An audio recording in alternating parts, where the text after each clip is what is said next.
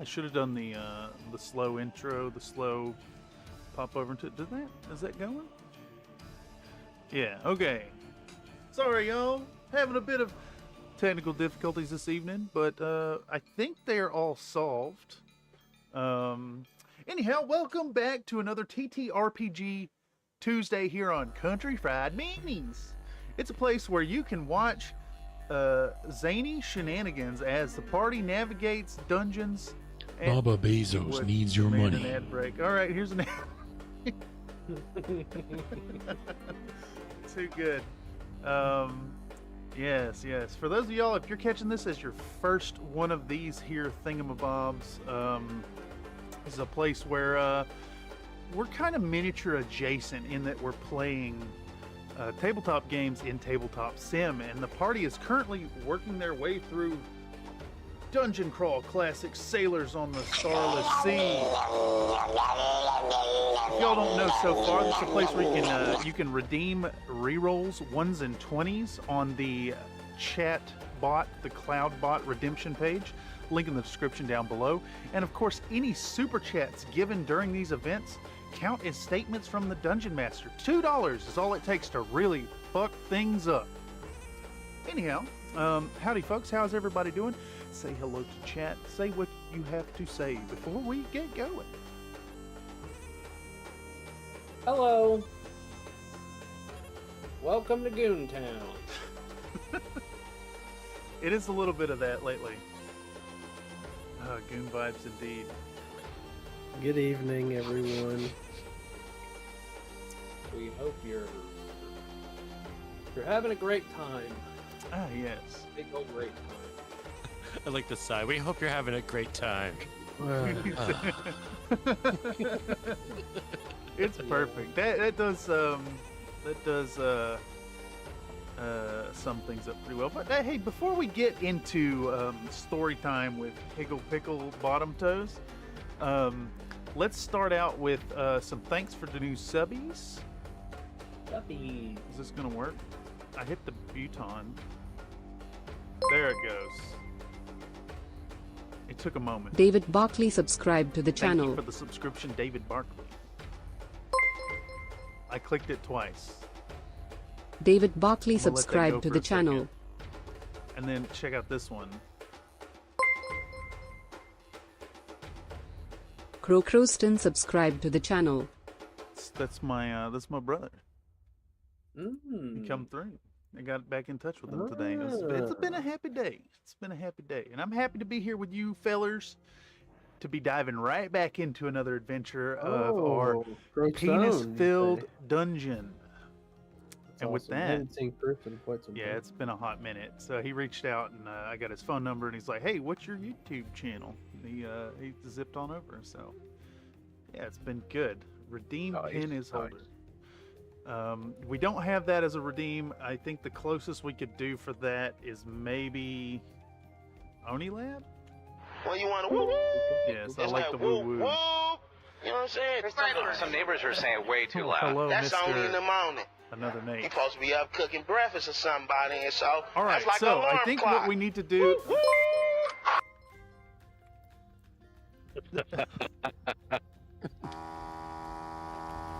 Save the game.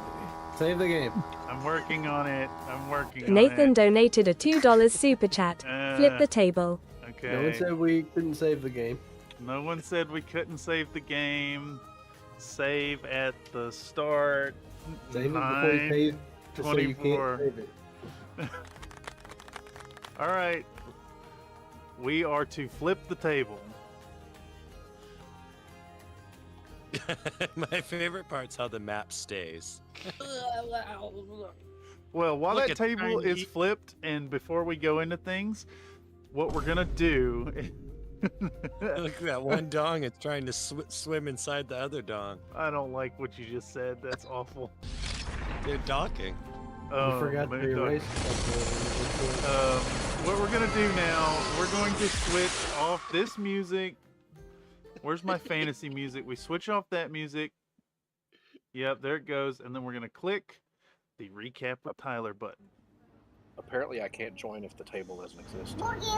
That's funny. can't see what's going on because the board gear. Yes. gear. Thank you for the board gear. And welcome to Story Time with Higglebottom Pickletoes. Please enlighten us, Mr. Lord Faultier, as to the occurrences of last episode. In last episode of The Boys Go to Goontown, the boys went to Goontown. We had a special guest host with a Technor TN takeover is what we're calling it. And oh boy, was Technor TN a cruel mistress. Despite all odds, somehow Hoggle lived through the Bukaki event. And there is no one that does it better. Attempts on his life, if you will. The party kind of did some fighting. There was a hole in the ground that took us a long time to get past. Missiles came out of it. Smoke came out of it. Wieners came out of it. The vines actually turned into wieners. The whole place just full of just pee-pees everywhere.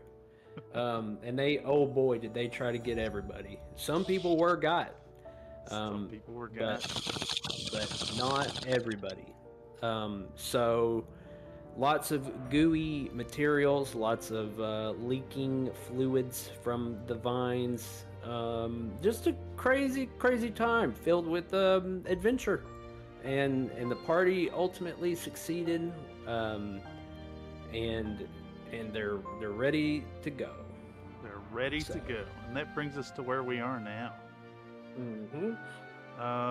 You didn't touch on the fact that Mr. Chet Hanks was sucked into a sword. Oh, that did happen. That did happen. Of course, Nine is not with us today, so we're not going to be approaching that story arc this evening, but we'll put that on the back burner for future events. Anyhow, let's reload this game so that another Nate may join us. Also, thank you so much for the generous donation, Nathan. It is y'all's donations that make all this possible. Where are we at? Save at the start, 924. Boom. Let it run. Surveillance Wizard claims it was a phallic tacit tacitial.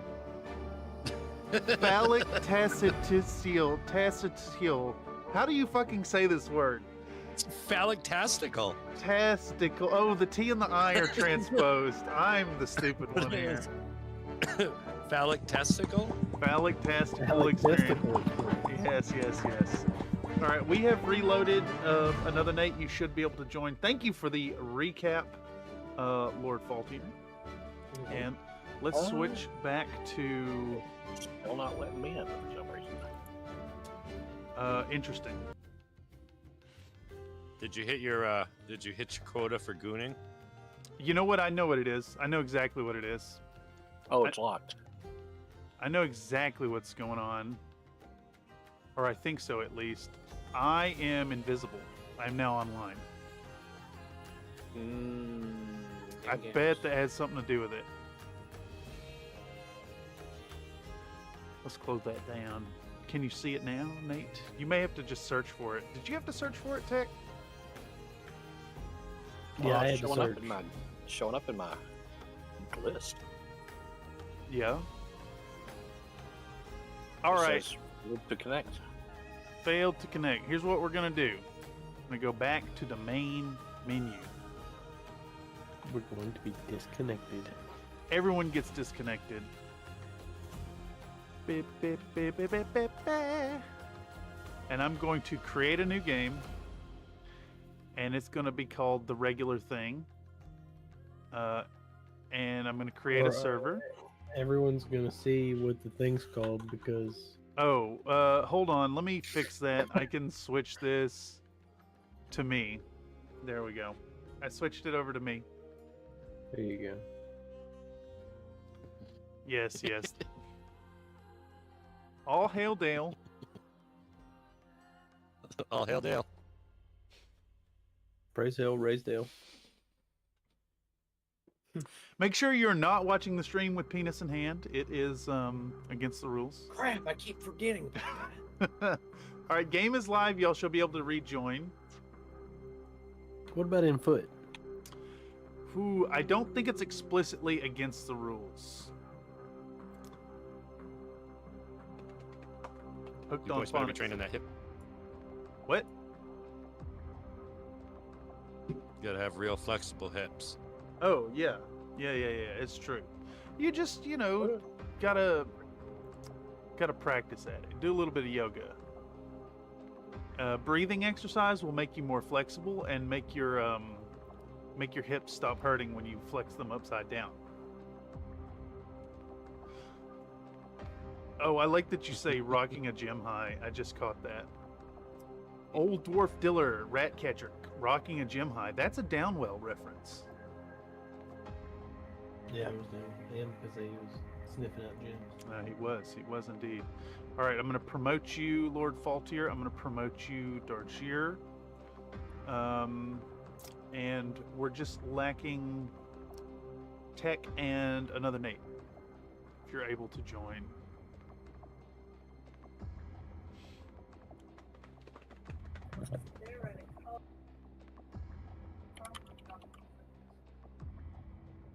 All right, that's one more player.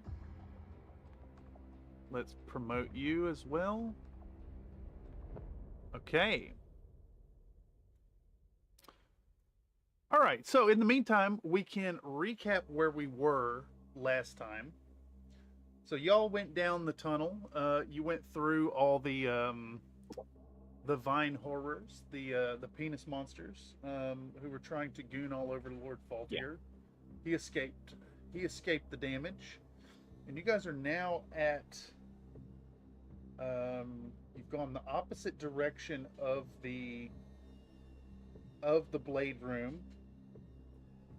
You've gone past a cave-in, and you're now looking down a staircase.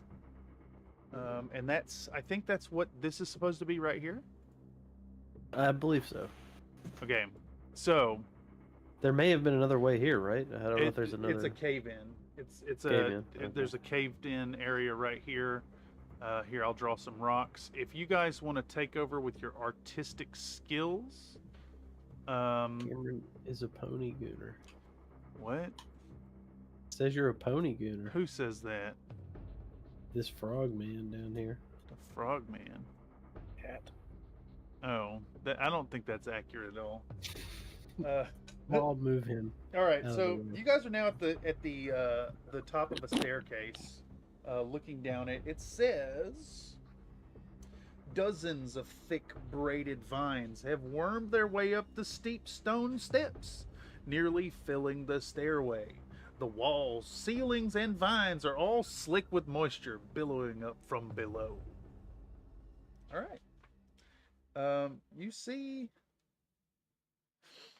a ways butter down my the stairs. biscuits. There's definitely a room at the bottom of the stairs here. How does the party wish to proceed? Wasn't there something over here? Like, I know I tried to go down this corridor. It was real slippery. No, that was here. Yeah. Oh.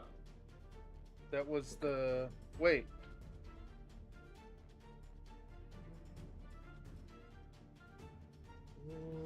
You see, yeah. this is a hole. This is a slippery staircase to a fucking endless hole, basically.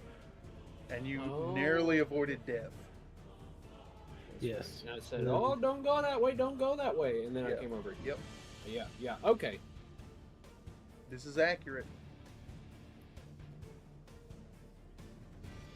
Okay. So, the only obvious way forward is there's some these stairs going down right here. How does the party proceed? Well, who's taking point? You want the dwarves to sniff it out? I'll use my dungeoneering. Go down there and Whoa, whoa. You know what I'm saying? Some neighbors are saying way too First loud. of all, That's only in the morning.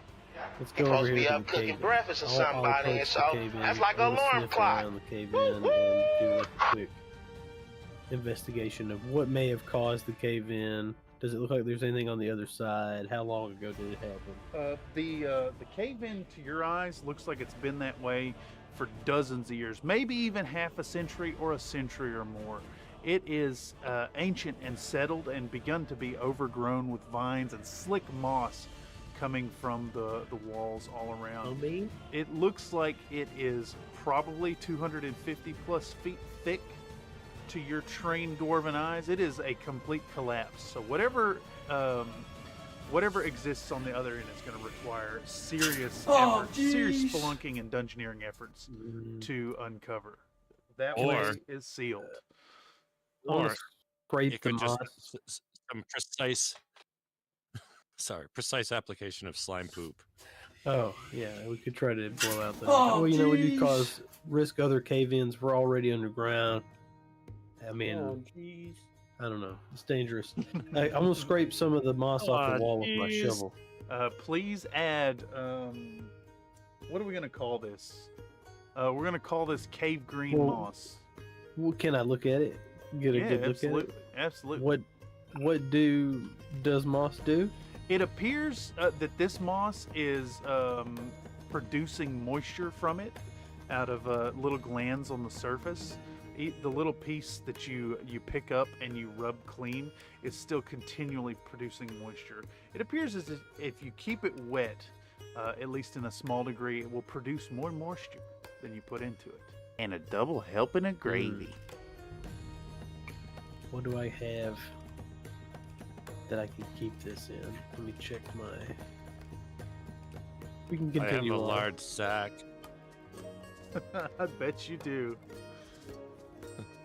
I'm gonna shove it into one of the skull's eye sockets. Oh, that I have, the glowing-eyed skulls.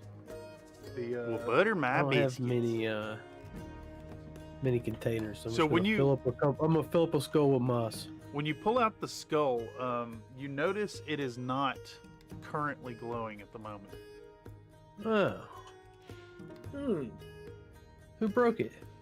I was here. I was gone for a week, and somebody broke my skulls. How are you? How are you doing? How are you examining the skull? You just holding it out? Yeah, well, I don't know much about why it would be flaming in the first place or lit up. So I can just look at it puzzled, and then force a fistful of moss into the top of the cranium. Are you still unable to join another Nate? Yeah. Is there like a limit of how many people can be in the room? It's 10. Nathan donated a $2 super chat. Moss is a kink for skulls. Not connect, Nate? It says unable to initiate Steam P2P connection. Are you offline? No, I mean, I can attempt to connect. Well, is your Steam account offline? I've never gone offline with it. Ever. I do not have you registered as online. Offline. Is Nate in our heads right now? It's in a what? I'm sorry, I wasn't. He's just in our heads right now. He's not even actually here. All right, you are now chilling in the menus. You now showed up. Invite to game. I'm already attempting to connect.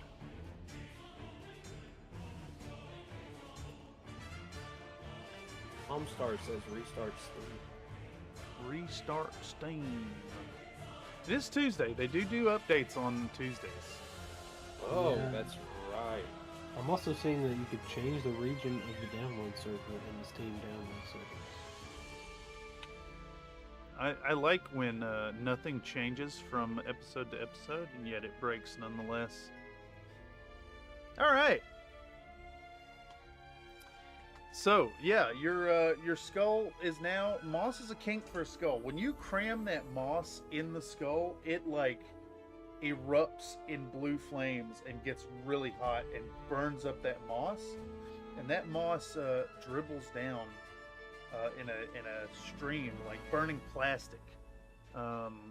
And where it hits you, where it hits your feet, you see it turns into little puddles of water. If you wish to attempt to catch some of this, I'll give you a cool item for it. Okay, what's the attempt? You need to try to catch some in your hand before it, or Hot a device. Plastic in my bare hands? Or if you have a receptacle of some sort, I'll let you get a roll for it. Yeah, but the only other receptacle I have is another skull. And we know it's just gonna. So I guess I gotta catch it in the other skull. Comstar Knight 36 says go into your widgets, the right-hand side of the screen by the clock and calendar. Right-click the Steam icon and close it, then restart Steam. Kill the widget. I already did that. Okay. I really can't Restart fathom the whole computer. why it's not letting you in. It did. Oh, There you Yay! Yay. Fantastic. Did you change the download region? All right. Did it? Welcome another Nate. Everyone is here. I'm telling you all, it was a night for technical difficulties, but we have triumphed. I think we have triumphed at this point. Yes, indeed. All right, yeah. If you can catch the goo. if you can figure out a way to catch this goo, I'm gonna give you powdered water. Oh, jeez. Okay, so it's hot goo. It's hot goo. For now, Plastic-like consistency. it's dripping like it's doing the voot voot voot sound that burning plastic dripping makes. Where's my flipping character sheet? I lost track of it. Okay, here it is. Alright, let's see. I will let you catch it in your hand for D4 damage. But you still need to make a roll to like skillfully grab the stuff.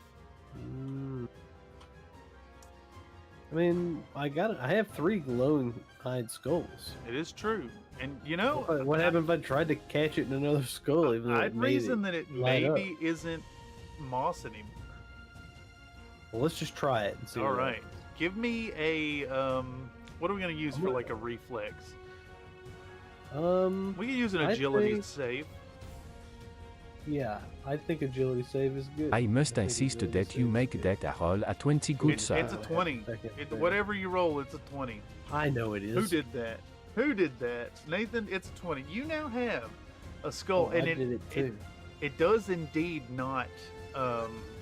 It does not have the same effect, and you do start. I to get must powdered insist water that you make that a roll a inside 20 that good, skull. sir. You have oh, let's get a D4 uses. Let's give you a D4 uses. Nice. Well, You just gave him that dry bone. You're gonna get 2 uses of powdered water. It's about enough to Alright. fill a potion bottle or so, but it's a powder. If it impacts with any kind of speed on the surface it's hitting, it'll turn into water of basically double the volume.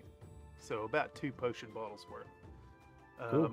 You do notice as you pull the other skull out, and you point it around as you're trying to angle it, when it sees the vines and the moss, it kind of starts to vibrate and glow a little bit. But I'm gonna hand my 3rd skull over to Gumpuffin, you've been handed a magical skull of a sort.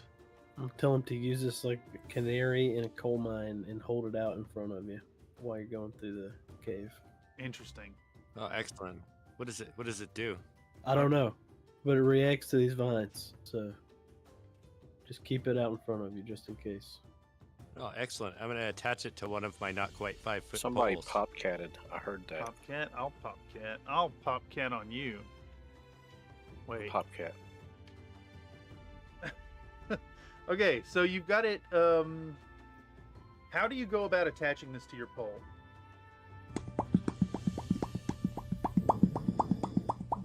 How do I... What is wrong with you? I asked a serious question. All right. Well, you know that little hole where the brainstem actually kind of goes through and connects to the spinal cord? Yeah, I know what you're talking about. Just kind of wedge it up in there. I'll spit on it so it goes in a little bit easier. I see what you've done here, and I don't necessarily like it. Yeah, mark down that one of your poles is now a skull-headed staff. Because well, give me a roll. Roll me a D16 for your fumbled attempt of smashing this thing on there. Do we have a D16 handy? Here's one right here. Oh no, you X. actually rolled a 1. Oh. This guy right Get here. wrecked, you absolute nerd. All I think we right. got a result. So we have a result. There's been a 1 claimed. You smash the skull onto the end of that stick, and it breaks clean through the top and wedges on there. What is your deal, man? You broke it. The bone fragment flies off and hits the ceiling, and gets lost in the darkness. Worse yet, as you go to try and remove it and reconfigure it on the tip of the pole, it appears that it is mashed on there permanently. It is no longer a skull. It no longer will function as the mysterious skull, and it will no longer function as the 2-part 10-foot pole. You now have skull on a stick.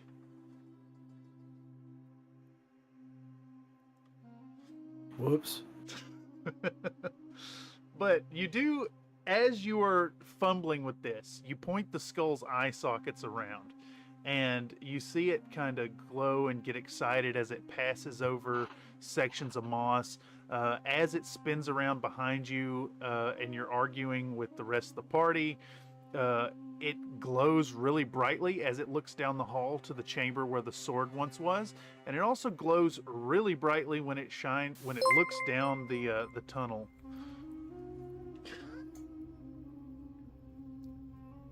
That's cool. Sorry, I Nathan donated a broke your $2 pole. super Well, you chat. broke it. The skull is No, fine. the No, skull's it's fine. You It's should fine. actually Yeah, it's apologize fine. to The me. dungeon master says the skull is fine. Well, yeah, but no, the skull's okay. Yeah, there's nothing wrong with it. Once But again, the pole, thank you for the generous donation. And I gotta say, $2 Oh, to tell the the dungeon skull's master, fine. nuh-uh. Oh man, I don't know how I feel about that. You guys are sitting there fucking having a conversation about what have you done? You've broken this thing, and the skull pops cleanly off, and you like, the skull is fine, and then you put it back on like it was nothing. So you still have skull on a stick, and you still have 5-foot stick, but those sticks and skulls need to be separated to be used in their normal function. In fact, the end of that stick was perfectly sized to go in the hole at the base of that skull.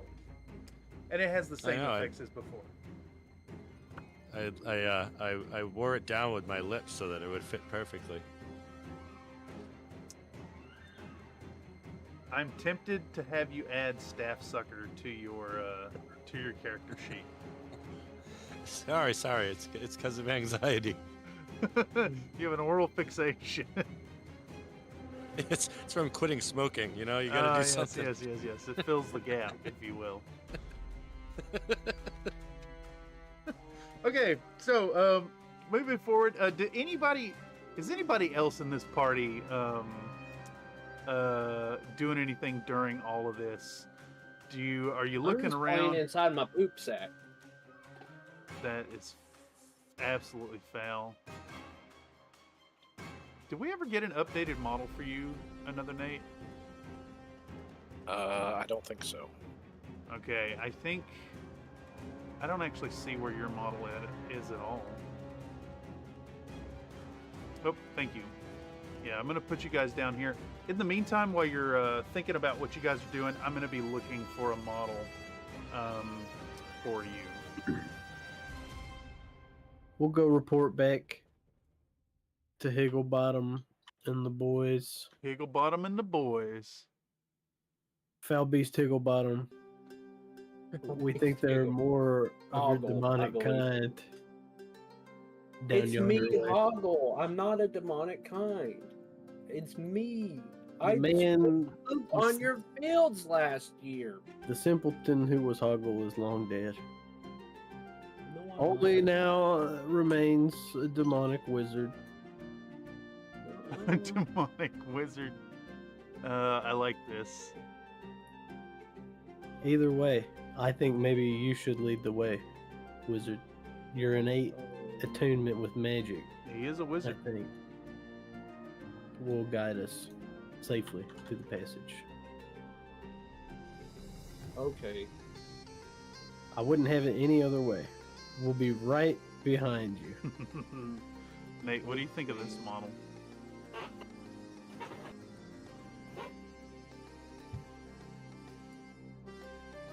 Yeah, yours is still kind of like... I don't know if it's an upgrade. All right, do you progress further into this cave? I'll just stick with the map. Yeah, that's fair. Plus, Yeah. things may conspire to, strip you of your cookiness. So what does the skull do? It just All right, so the skull, reacts to what you can fine? tell is, you know what? Give me like an intelligence roll. Give me a terrible. discernment roll. Yeah, you're a smart guy, come puffin. Alright, see what this guy says. You've seen it. What's your profession? My profession? I'm a miner. A miner. Oh, Yeah, I Okay. got some dungeon skills, but Oh, I like didn't in realize. safe dungeons where there's only dwarves. oh, you're like an actual dwarf man. Like you fit into dwarven society. A miner. You know what I mean? I got a union card. Not like me. Outcast. Let's see. Yeah, what was my you're more like profession? I was a rat catcher. I mean, it's an honorable Friendly job. ordnance. You gotta catch rats. What just happened? I'm Alright. handling something in the background. Worry not about the noise. Okay. That seemed a scary noise. I didn't know if that was my fault or not. No, it was not your fault. It was someone's fault. Okay. Okay, so I just saw a bunch of dice bouncing around. all right, so how do you go about going down this step? Is Hoggle going on his own volition, or is there some kind of some interaction? I'm being involved? forced into this. in a Yeah, I'm way. just kind of pushing him up ahead of everybody and just walking behind him. Why, Nathan? Why? Did you like put gravity on these dice? Is that what you did? Nathan donated a $2 super chat. They're Come floating puffin' now? nose. Come puff and nose. The DM says come puff and nose. So you know, like 100% that these skulls are the remnants of the people who rose up against the Chaos Lord ages back, eons ago, even the beginning of time in your region, as far as you're concerned. And the hatred for these Chaos Lords that defeated their way of life and their peoples is still imbued in these skulls. These skulls have latent hatred magic in them that can be used against chaos and chaotic agents. In fact, their eyes glow when gazing upon chaotic things of chaotic nature. You know, basically like a detect evil spell, but for chaos. Yeah, I know. Yes, you do know. Do you relay this information to the rest of us? Penis in hand confirmed. No. Him talking was just me talking out loud because I already knew. He didn't have to tell me. Gotcha. Come puffin' nose. So point your stick at our buddy Hoggle here, if you would. Up and down. Do a sweep. I'm sweeping him with it. Check under his armpits and like in between his legs a little. All right. So he's not hiding any chaos anywhere on it. All right, Hoggle. You are still unaligned, correct?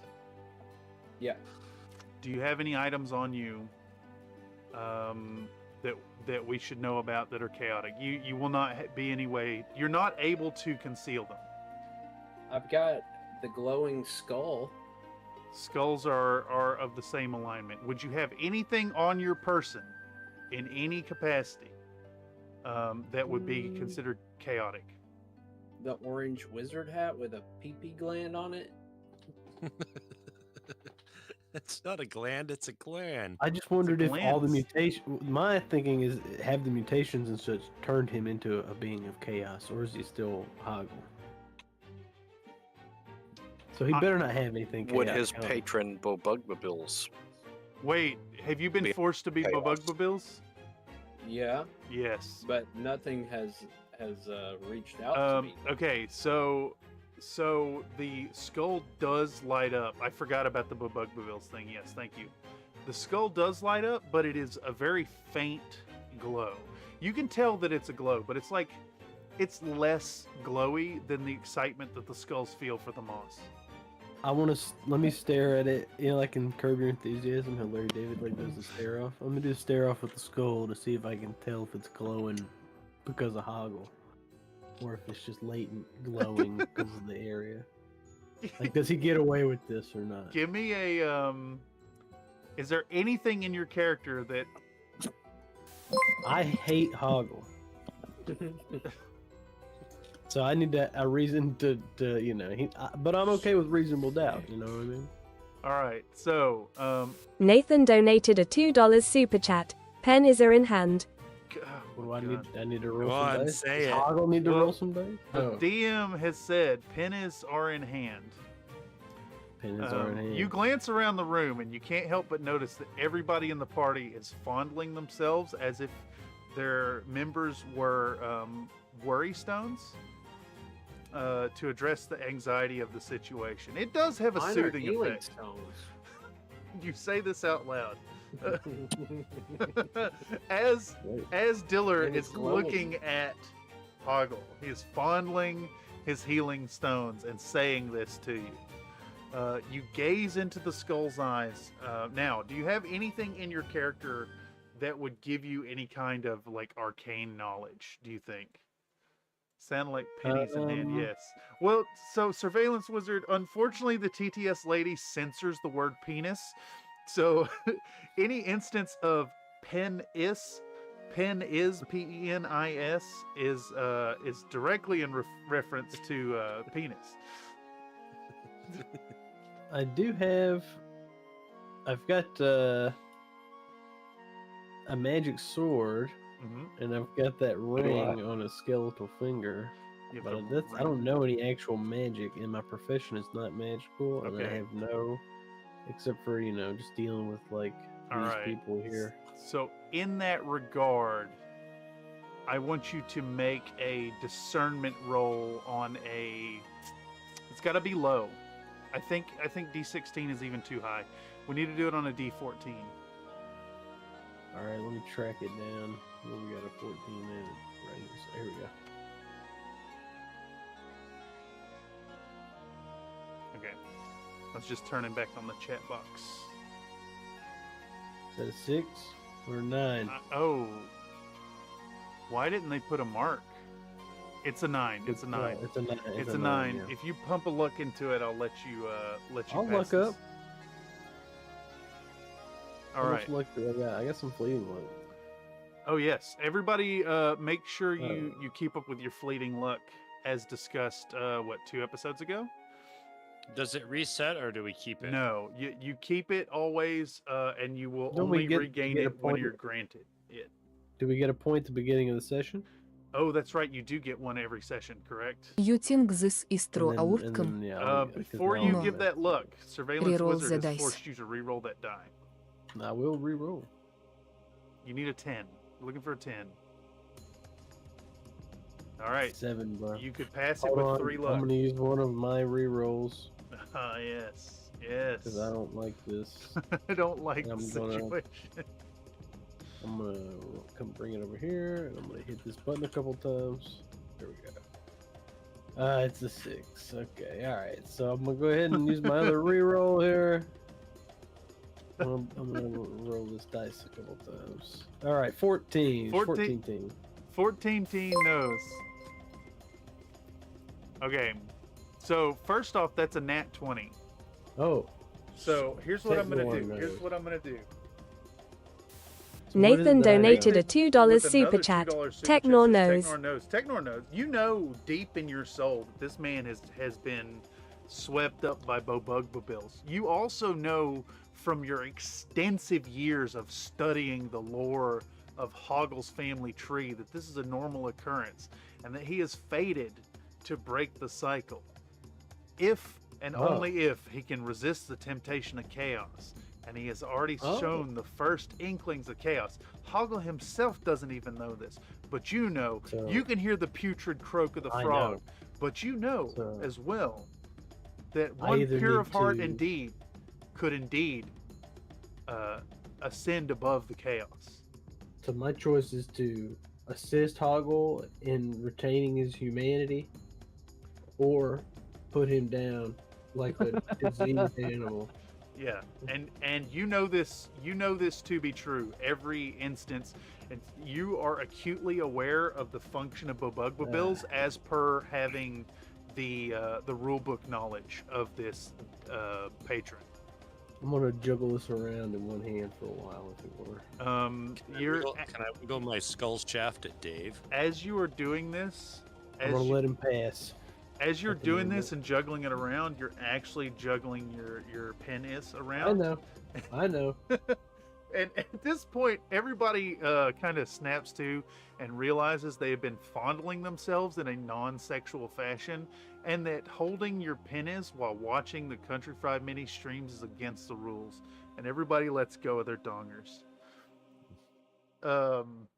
Okay, and we need to handle this natural 20. He's using his as a flashlight. We need to handle this nat 20. So Tech rolled a 14 on a D14. I need everybody in the party to add a fleeting luck.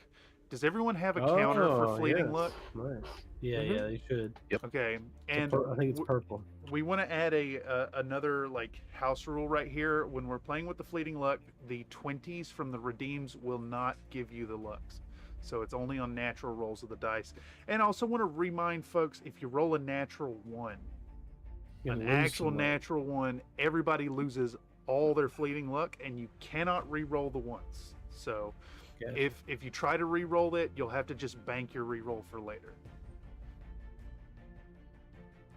Yes, indeed. So we stand. Whether or not you share this knowledge with Hoggle is up to you. Hoggle, I'm gonna say, have we already had a moment where Bobugbabills has spoken to you in any way? He has not. Okay.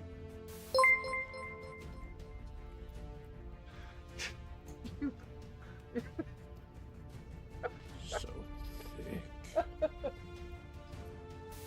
Nathan donated a $2 super chat. Redeem 20s, add fleeting luck. I'd like to. The Dungeon Master has made a statement that says redeem 20s, add fleeting luck. Thank you, Nathan, for the generous donation once more. In response, I would like to perform a backflip using an agility check. Yes. I must insist that you make that a roll at 20 good sir. Thank you very much. So I need everybody to add a fleeting luck to their counter. Thank you. I did a backflip as well. That's pretty cool. That's not a common skill amongst dwarves. He is still holding his wiener in this and does not injure himself. Dwarf speed? Dwarf speed probably allows you to do like pretty crazy acrobatics. Give me a D3. A D3? Give me a D3. Sure. I got one right here. Hold on. That's a 1, baby. All right, you do just one full flip, but you know you could have done more. Oh, I know I could have. But I was just warming I was just proving a point. Proving a point, proven, and everybody has another fleeting luck. A reminder that fleeting luck can be used to restore hit points. It can be used in the same way that regular luck can, and I believe you can spend your luck on other people's rolls as if you were a rogue. I think did we put the PDF in here with the rules for that luck? I think so. If not, it's around. Here it is. Fleeting luck is in this document. So if you guys need to refer to that, there are some things you can do with the fleeting luck. It also allows you to basically spend luck without eating into your character stats, which is good stuff. Okay, so moving forward, I'm gonna push us down the rails a little bit. Hoggle, you have been examined. You have been found to be okay in the eyes of the party. We know of the tainted chaos. Whether or not you're aware of it yet, you will be soon enough. But in the meantime, you are on the edge of some stairs, and you're looking down. And once again, I'll read this description. Dozens of thick, braided vines have wormed their way up the steep stone steps, nearly filling the stairway. The walls, ceiling, and vine are all slick with moisture billowing up from below. All right. It's about, what square is 5 feet, so 1, 2, 3, 4, 5, 6, 7. It's about 30 feet to the bottom of the staircase where you're at. Do I see anything down there with my snake tongue vision? Oh, I forgot you can see in the dark with your tongue. Okay, so it's dark. It's really dark. It's really damn dark. But at the very bottom of the stairs, you can make out a chamber down there. You see no signatures of anything living down there beyond the vines themselves, but you do notice a faint, almost imperceptible glow coming through. It almost reminds you of the same color as the for some reason you can't help but think of the cookie leaf vines, and you hear cookie come from down the hallway behind you. Cookie. Uh-oh. I say... I eat another cookie fruit.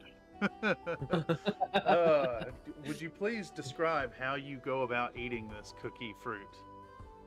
Well, what I do is I hold it in front of my face. Yeah. And I go, nom, nom, nom, nom, nom, nom, nom, nom. Yes, and even though this is a small, moist berry, crumbs just explode all over the place. Oh, lovely. And you can tell I don't even have an esophagus to swallow the cookie. Have you become full puppet at this point? I guess it's not a puppet. It would be. I'm gonna need someone to check. He's not a Muppet, right? Muppets He is a are Muppet. You have to look for the hand. Are Sesame Street characters, are they actually Muppets, or is that just exclusive? Yes, to Jim they are Henson Muppets. things? Ah, interesting. Yeah, Sesame Street is Jim Henson. Oh, I didn't know that. Yeah, it's Jim Henson. Sesame Street. All right. Or it was. Was Cookie Monster a hand puppet, or was it big enough there was a person in it?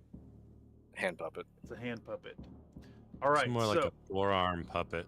So I want you to make note that, for one, give yourself a fleeting look. Thank you for playing the part. For two, I need you to make note somewhere on your character sheet that you indeed have a ethereal, disembodied hand up inside you that is controlling you from the interior.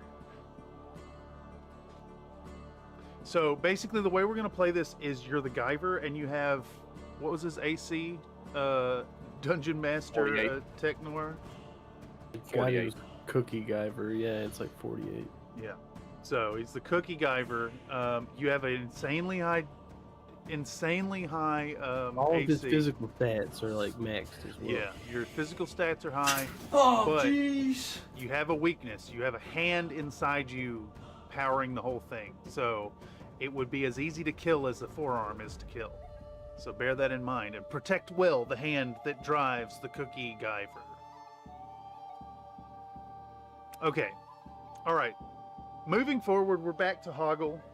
What are you doing here, Mr. Hoggle?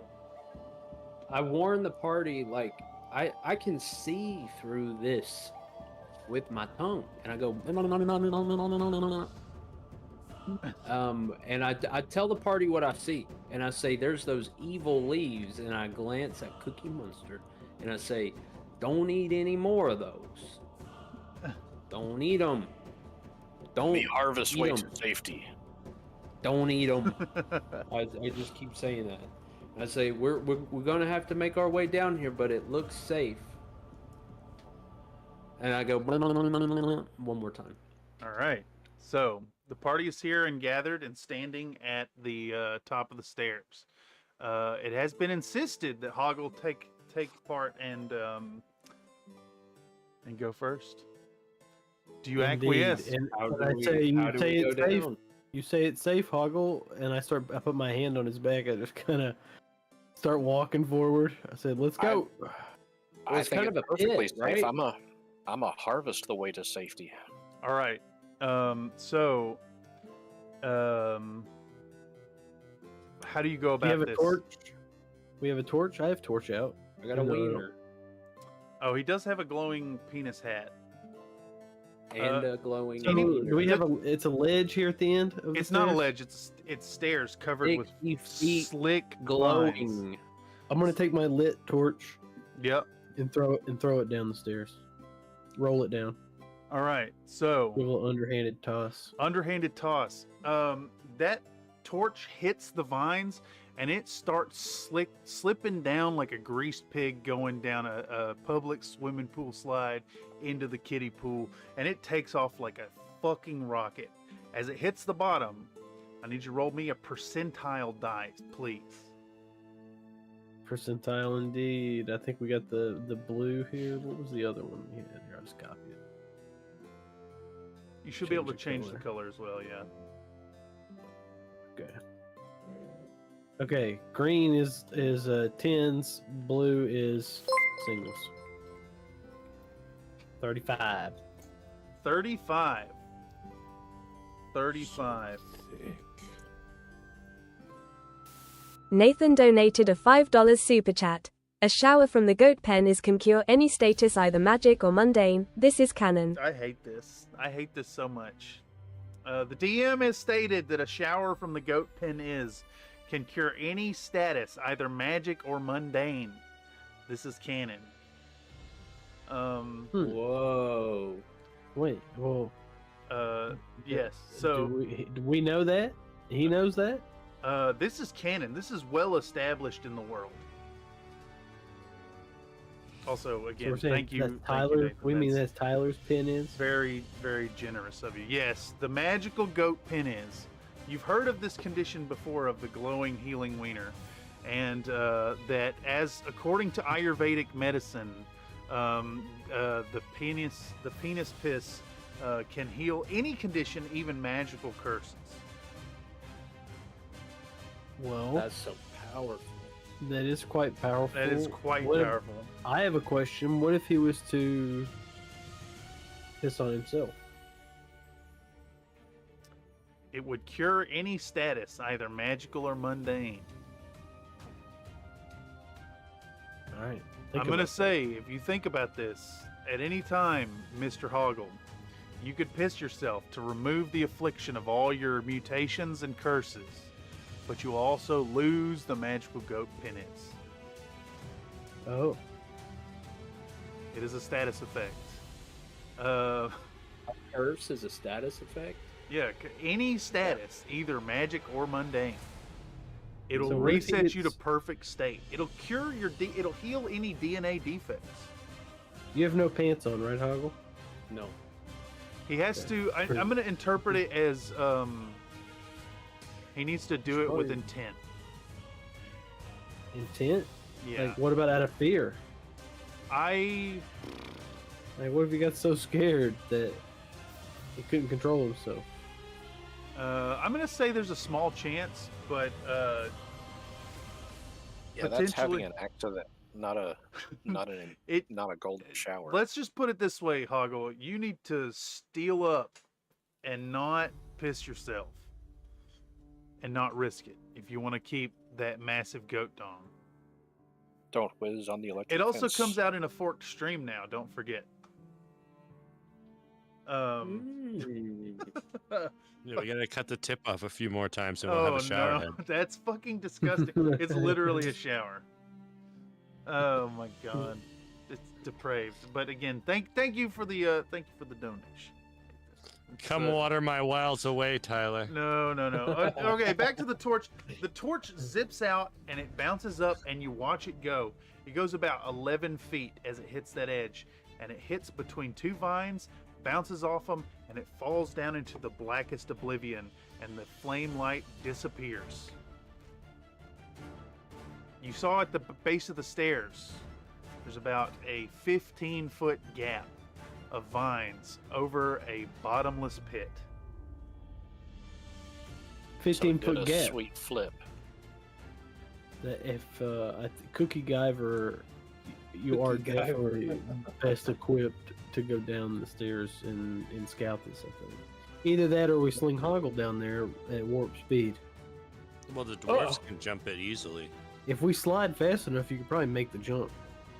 Yeah, we're dwarves. We're twice the speed of humans.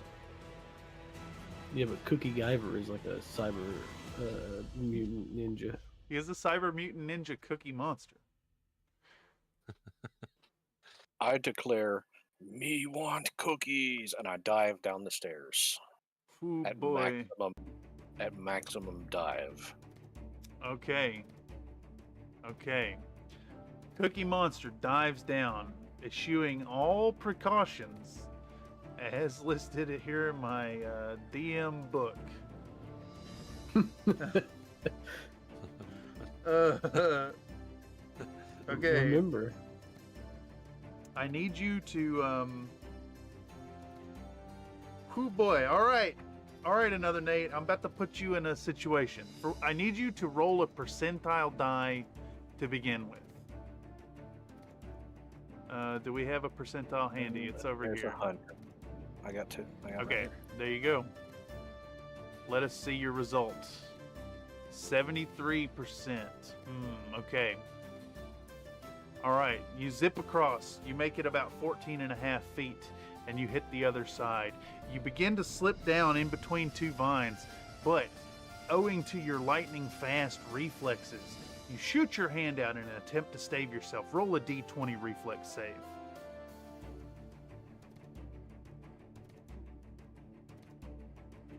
$14 plus 3, so 17.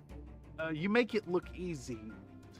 To yourself, you felt yourself nearly fall to your doom. To your party members, you made it look easy. You climb up to the other side and take a peek around. You have like heat vision and stuff. You have Guyver vision. Yeah, I think they call it ultravision in Guyver. Ultravision. Okay. Ultravision. Okay. Before you see a crude stone block standing amidst a mass of thick vines. 4 skeletons, fully entangled in the vines, stand around the stone like grisly marionettes. A 5th is splayed out on the block in mid-dissection. Each skeleton is a bipedal creature, taller than a man, but with the head of a bull, a bear, or a bird, with bleached bones raised in an unholy caricature of worship. Hanging all about the chamber are dozens of fleshy green globes. The floor of the chamber is covered in a thick soup of rotting vines and sap. It's a chamber that is 1, 2, 3, 4, 5, 6, 7. It is 35 by 35. So let's make it. Let's just use the boxes here. 1, 2, 3, 4, 5, 6, 7, and then by 7. Boom. There you go. You have a chamber at the bottom. In the middle is some skelly boys around a stone plinth in the middle. And I'm guessing you'll relay this to the party? Yeah. All right. You describe in detail what's down there.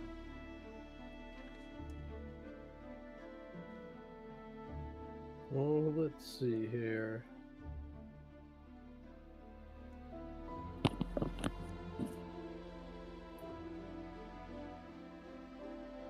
How does the rest of the party proceed? I've got a pretty good idea how we could proceed. If you give me just about 10 seconds, I think I don't know why that's making it so hard for me to do this. What is this? What have you found? Someone found my bones. They're over here on Bag of bones. Blake's characters. No fucking way. I was putting those on my dead characters. I like this one a lot. This is maybe my favorite statement from the Dungeon Master so far. TechnorTN donated a $2 super chat. The party gets the ability to double jump. Thank you for the generous donation, TechnorTN. The party gets the ability to double jump. Everybody now has a double jump. It is the Does that mean dwarves have a quadruple jump? No, it's literally a No, it is video double. game double jump. You jump Yeah. to your full extent once again while in the air. It resets upon landing on the ground. What's double jump game? What's a good video game to equate this to? Shinobi. Can you double jump vertically? Yes. Zelda. When you press the jump button a second time midair, you execute a second jump to the same height as the first. Like with Symphony of the Night. Yeah. You get the double jumps, the Double Metroidvanias. Yeah, all the Castlevanias ever. I think this is a shining example of what $2 can do to really fucking change everything. That being said, I'm gonna Also surf down Metroid. the vines and jump. Are you going to? You're skating down the vines, eschewing all. Yeah. All right. Oh, I'm gonna try and stay. Stair Yeah, surfing. I do need I'm you to stair surfing. roll a percentile die. Stair Surfer Pro. It is surprisingly slick and difficult to navigate. You are surfing vines and you're moving awful fast.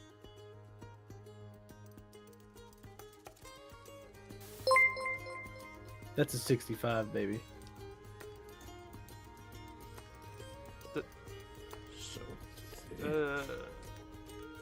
Double jump is. Nathan canon for donated a dwarves? $2 super chat. Double jump is canon for dwarves. How am I meant to interpret this?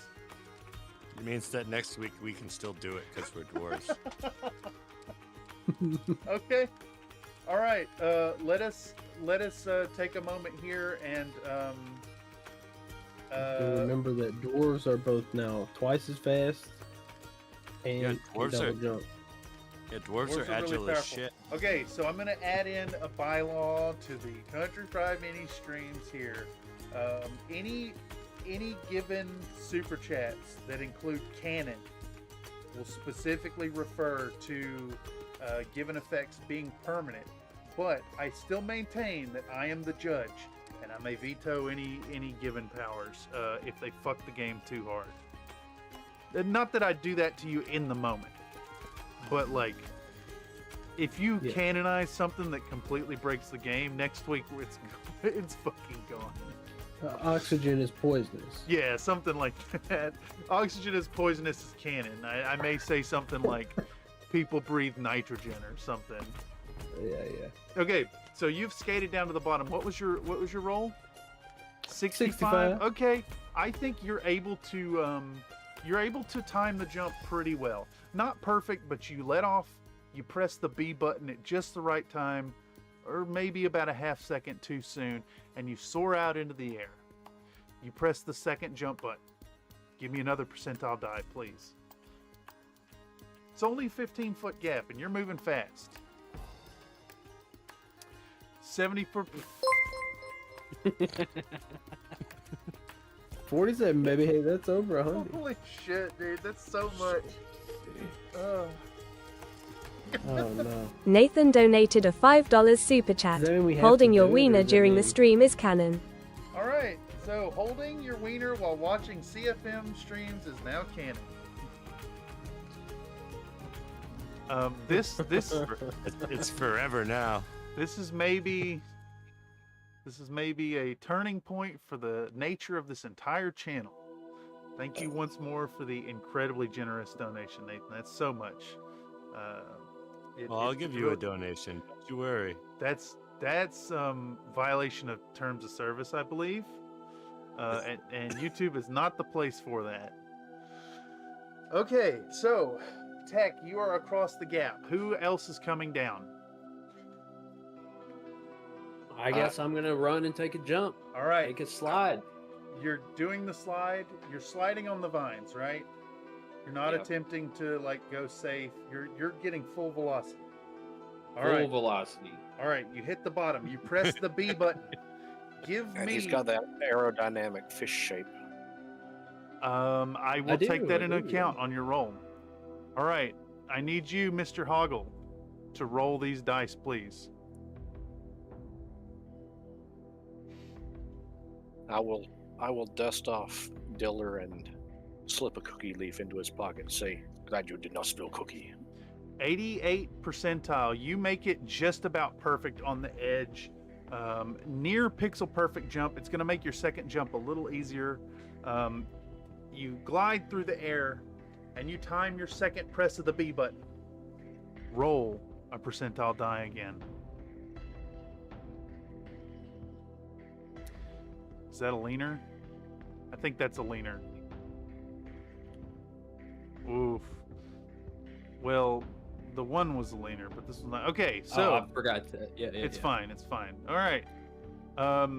Hoggle, you're going to jump, and you're going to get fairly high, and you're going to hit right on the edge. You're not fully off the edge, but the back of your heel is hanging off the back. I need you to make a reflex save to avoid falling into the pit. Save.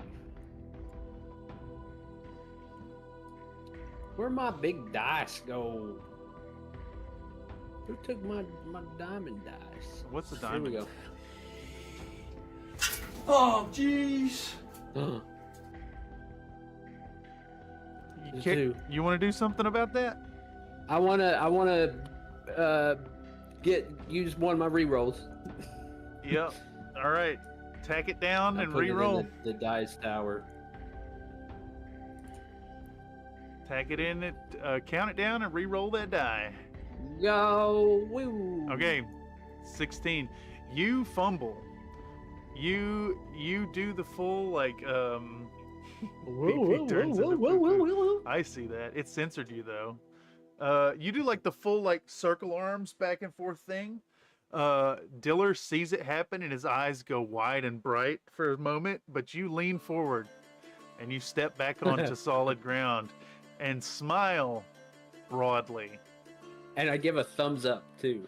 Oh no. I give a thumbs up. All right. I welcome you to the other side with a pat on the back and a cookie leaf slipped in your pocket. Oh, cookie leaves. Cookie leaves. Nate, I want you to effectively mark down infinite cookie leaves. Just on your character sheet, mark it as effectively infinite. I'm going to have it where you'll run out of cookie leaves when you want to run out of cookie leaves. Well, I've already got it on here on my waterproof sack bunch of chocolate cookies. Bunch of chocolate cookies, yes. They taste like cookies. Also, the delicious cold milk of infinity. Yes. I don't even know what that is, but you'll tell me when it's relevant. Okay. You told me it was a glass of milk that is permanently cold and never runs out. There it is. A reminder to the players that I take no notes. The only notes I take are remembering where we're at in this. So please note all your things on your character sheets. All right, so we've got two characters still up at the top of the stairs, Come Puffin and Aiden the Astrologer. How do you guys proceed?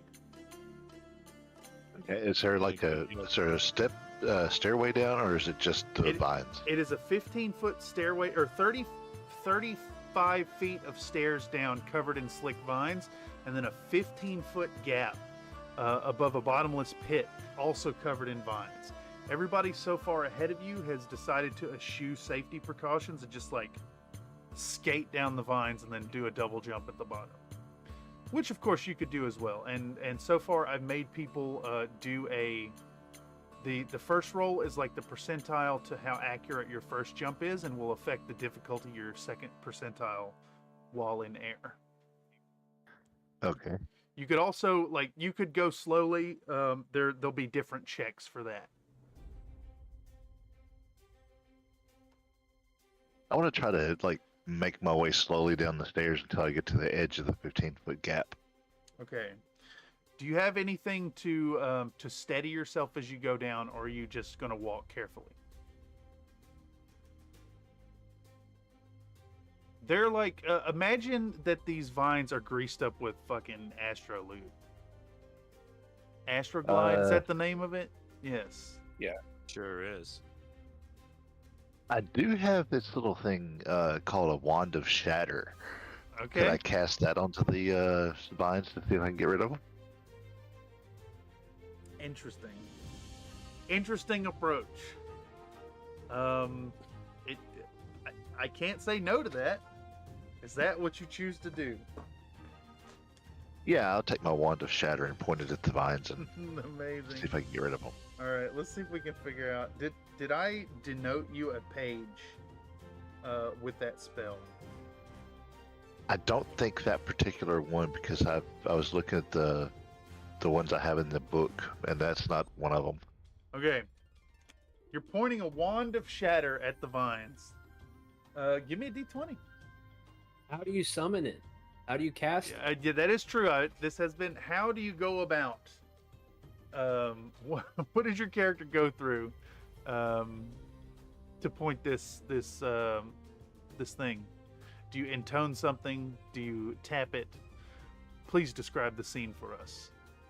All right, let me find a d20. Hang on just a second. Okay, there's one on the roller already. So he reaches inside of his coat pocket, pulls this wand out, yeah, and then just kind of flicks her wrist like at the vines. Okay.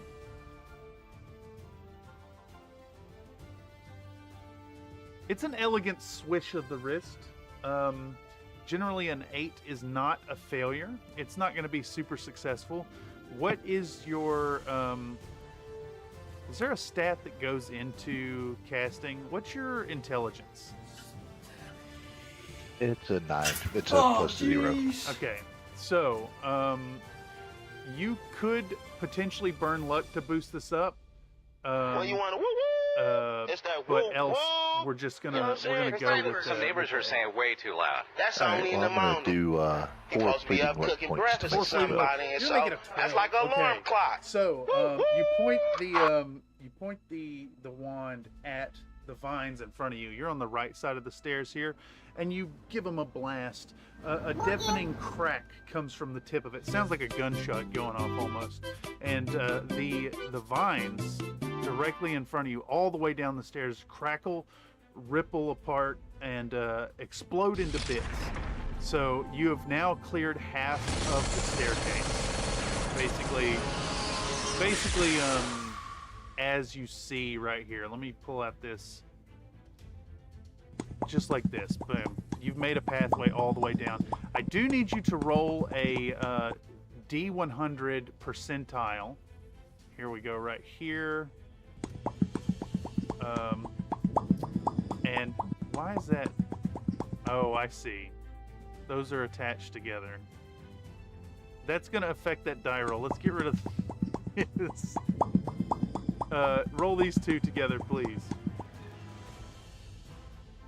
No. I see the tool in your hand. No. Helping a gravy.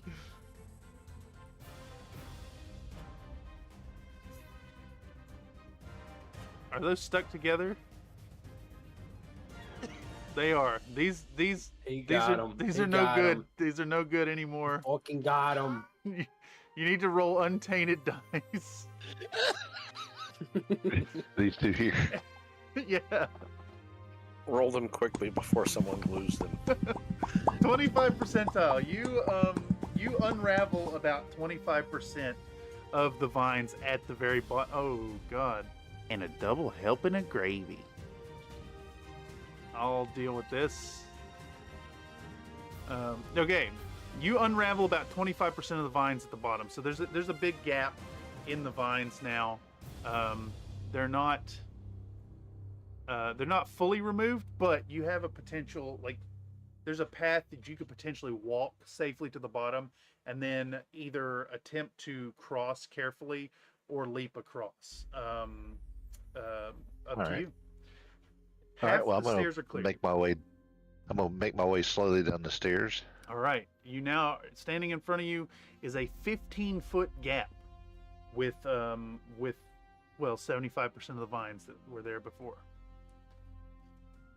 All right. Well, I want to cast the spell out of the book called Rope Work to try to make a rope that I can kind of like let hover in the air and climb across. I forgot about rope work. Does it have a page listed?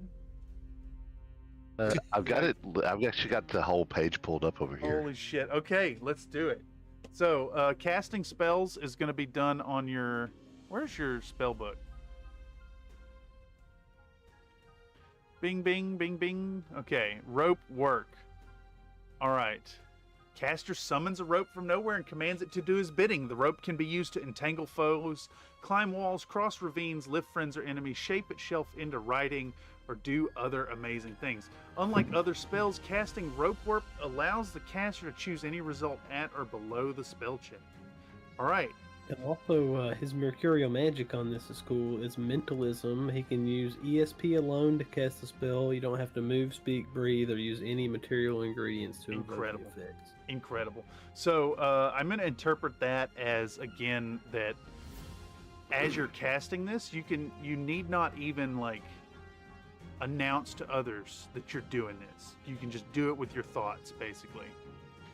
So the way magic works is you're going to roll on a d20, and it's going to be boosted by your intelligence stat. You can boost it with luck afterwards, and you can also spell burn. So you can permanently sacrifice, what is it? It's physical attributes only, I believe. Your strength, agility, and stamina. Was it permanent, or was it? I believe it's permanent. You can do something or to was like. It just you take the damage to it? I can't remember if it might be permanent. Yeah. I thought maybe you got them back the same way once a day per point. The same way you would do hit points. I think it's more convoluted than that, if I recall correctly. Yeah, but it's not like permo forever. It's effectively permanent in the scope of this module, more or less. Like you're gonna need some serious resting to get it back. If you spell burn, yeah, we'll look it up. Yeah. All right. So to cast it, it's on a d20. It's not like D&D where you just cast the thing. You're gonna pop a d20. All right. That I don't like the one that's on the roller. It kind of screwed me. So I'm gonna find another one. Yes, indeed. There are these little bags around, like here, that should have d20s in them. There's orange ones. There's blue ones, etc. Here's one. Okay.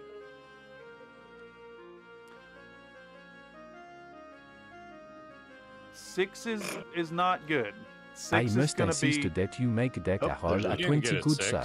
No, There's it's a a 20 20. in this chat. It's a 20. Okay, so in this case, oh fuck, everybody gets a fleeting luck. So the thing about a cast is it's not going to be a critical. It's going to be a 20. So you have +0 to your intelligence roll, so you got a 20. It says the caster summons a rope as above. Using an existed rope or the summoned one, he can command the rope to rise into the air. The rope can rise straight up at an angle or hang in the air horizontally. It does not need to be anchored to anything and will support up to 400 pounds of weight without being anchored. The rope can be climbed as normal. The rope remains in this position, magically floating in the air for up to one turn, at which point it drops to the ground. So, the options here, you're putting a rope up that you're going to be free to climb. It's only there for one turn. If you want it to be better than that, you could burn fleeting luck to get it up to the higher results here. So what happens on a 24 to 27? You could lift a target into the air with a 24. To me, it looks like your options are, you now have a rope that is anchored up in whatever direction you need to go, and you can climb across with like normal lifting yourself rolls. Or you could buff it up to a minimum of 24, and then you could command it to basically lift yourself across. So up to you. I've got 2 fleeting luck points, and I'd have to burn 2 regular luck points to get it to that point, right? You could burn 2 fleeting luck. You could spell burn. You could also spell burn. You could burn strength, agility, stamina. I've got the rule book up here. It is not permanent. So you need to make like keep track of the stats that you're losing, and you do regain them over the course of days of rest and stuff like that. Days of rest. Is it a full day rest? 1 full day of rest. You get 1 point of, not all of them, just 1 point of one of them. Okay, so we need. Thank you. I stand corrected. I guess you would know, wouldn't you, Lord Faltier? Having played, this man many points of my life to the point where I've almost turned into jelly. Okay. We had to pull, what was it? The extended spellburn rules. Oh, that's because right. They weren't harsh enough. Yeah, exactly. Okay, so what I'm going to do, Dargier, is we need to give you some small trackers here. I know your table area is getting cluttered here, but if you spellburn something, we need to make these like temporary counters, basically, to keep up with your current stat level, more or less. Gotcha. Because it will come back if you take a day of rest at a rate of +1 per day. So like this is currently 10, and this is currently 10 for agility, and then stamina. So you can burn physical attributes to pump up your spells. You're going to need to burn either your 2 luck, or 2 luck plus 2 stats, or 4 total stats. Up to you. Of course, you could always just make a strength attempt roll with the result. Like you could use your physical prowess to climb across the gap. All right, what I'll do is I'll just make the rope just like go straight across the gap, and then just try to climb across. Okay, much more simple. You don't lose any stats. It is a little risky in that you're going to be rolling a d20. But let's see it. You're going to need 1 more to get across that. So you could burn 1 luck and just get across. All right, that's now 10. All right. All right, excellent. I mean, you've climbed plenty of ropes before. I'm assuming Aiden the astrologer eats well and means well in the city, so you're able to heft yourself across. All right, Come Puffin, it's on to you. You now have your options to get across this gap. Half the stairs are still covered in vines that are slick, and 75% of the gap is still covered in vines. Now, you could take Aiden's rope, but if you're going to do so, you need to take like a running jump and do it while he's moving, and that is risky. I don't like what's going on here. Yes, there we go. I'm gonna full ass charge. Okay, you're sliding. Yeah, you get a running start. It's more than sliding. Oh, with your dwarf speed. Yeah, what are those? What are the shoes with wheels? Heelys. Heelys, yeah. I'm just gonna pull the Heelys move. On the slippery stuff. I'm gonna do you even better. I want you to add to your inventory a pair of Heelys. Just random fucking pair of Heelys. Yeah, you're wearing Heelys. Whatever shoes you have on now have Heely wheels in them. Is it canon that dwarves just kind of invented a cool thing? No. That's probably very how industrious. That's probably how they got the double speed. Oh, it all makes sense. That was their all secret right, the whole time. that is happening right now in this moment. Dwarves have double speed because they all wear Heelys. Oh, nice. That does mean that party members could potentially get Heelys to double their speed. But they have to fit on their dwarf and tiny little dwarf. Not necessarily. They probably make people style. Don't they make Heelys for adults? Yes. Unfortunately. Yeah, there you go. Man, I need a pair with Velcro straps and Heelys. All right, so you take off running. You hit the wheels on the slick vine. You do a 6 slide. You're doing a grind. You build up so much fucking speed as you hit the bottom. But I need you to give me a percentile die to speak to your accuracy and timing your B button press. All right, where is the safe? They're right here. Where are they? Right here. Oh, right over you're here. You're Okay. right at them. Oh, yes. All right, it turns out Nathan has been buying time to Nathan type out donated a $2 super chat. Only dwarves can wear Heelys. Canon. Only dwarves may wear Heelys. Canon. Oh. Oh, wow, 50. At 50? They only come, call it high or low. Call it high or low high. Hi. You almost botch it, and you're exactly at the halfway point when you jump and press the B. You hit it way too early. You hit the first one too late and the second one too early. Give me your second attempt, and know this one is going to be difficult. 78th percentile will do it. You hit the other side and you screech into a big sliding stop. Sparks flying off your ancient Heelys, which are canon for dwarves. What are the wheels made out of? Gold. Mithril. No, you don't want to use gold. It's too soft. They're Well, made it would of. give you more traction. They're made Well, also, of. all the other dwarves would try to steal your Heelys. No, that's how you smell each other in the crowd. No, we keep gold other places for that. I don't like this line of discussion. All right, everybody's here. We made it across. You're now at, again, a reminder at what you're seeing. You know what? Can I get a picture in front of the camera that you can see? Maybe. I don't think so. Not really. But there you go. Bunch of vine horrors. Basically, I'll just read it again. A crude stone block stands amidst a mass of thick vines. 4 skeletons fully entangled in vines stand around the stone like grisly marionettes. A 5th is splayed out on the block. In mid-dissection, each skeleton is a bipedal creature taller than a man, but with the head of a bull, bear, or bird, with bleached bones raising an unholy caricature of worship. Hanging all about the chamber are dozens of fleshy green globes. The floor of the chamber is covered in thick soup of rotting vines and sap. So you see like a scene, basically. A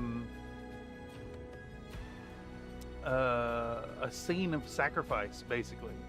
And there are vines all about the chamber. Yeah. And so everything is long dead, it seems? As far as you can tell, they're standing still. Give it a close inspection. Sure, On a me? D20. I Yes, sir. will. I was drawing lines. A D20, I will roll. So thick. Nathan donated a $2 super chat. Vine horrors are friendly. All right, vine horrors are friendly. By the way, It's not looking good. It's a 6. yeah. What do?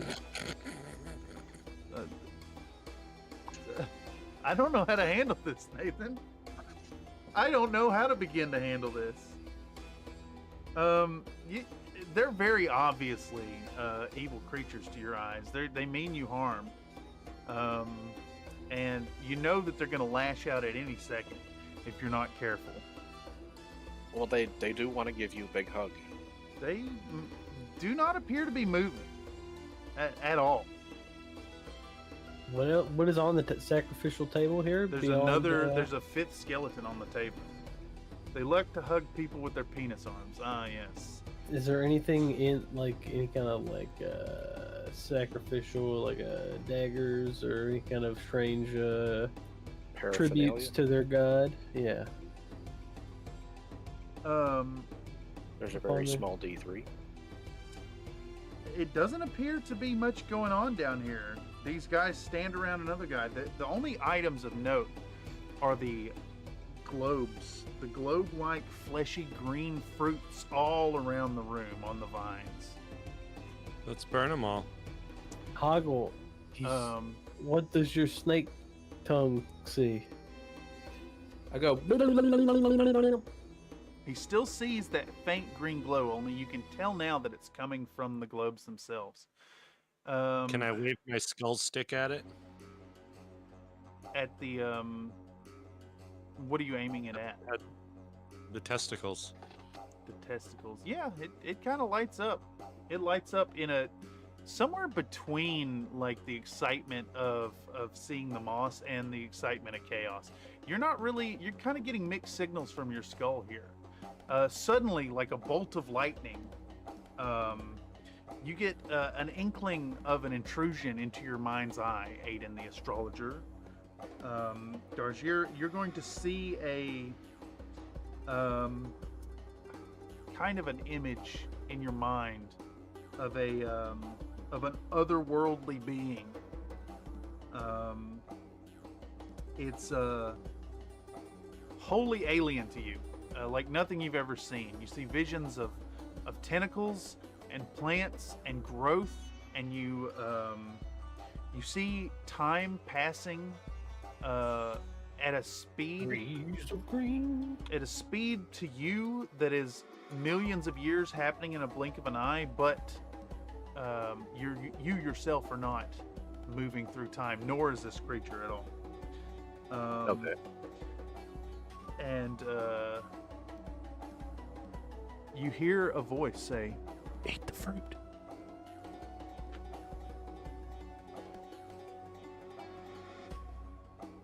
Okay, so I'm gonna reach out and grab one of the berries. Okay. Do you say anything, or are you just reaching right out for it? As I'm reaching for it, I said, "Did anybody else hear that? You know, somebody said eat the fruit."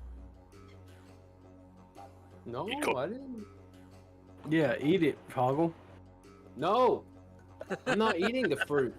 Don't eat the fruit. I told you don't eat the leaves and don't eat the cookies. Don't eat the fruit. You don't eat things off the ground. We could be down here for months. You don't know how long we'll be down here. I'm not hungry. Did anybody bring food with them? I didn't bring any food with me. We can just I survive got off food. of Me pennies. got cookie. Me got horse burger. Me got takoyaki. That's right. There was takoyaki. We got plenty of food, actually, I guess. All right. I have some grilled cephalopod meat. Me pick berry. Cookie. Do you continue with this path, Dargier? Do you eat the fruit? Yeah, I'll go ahead and eat the fruit. He eats the fruit. Oh no! I try to swat it out of his hand before he eats it. Do you swat it with pennies? Make opposing reflex saves.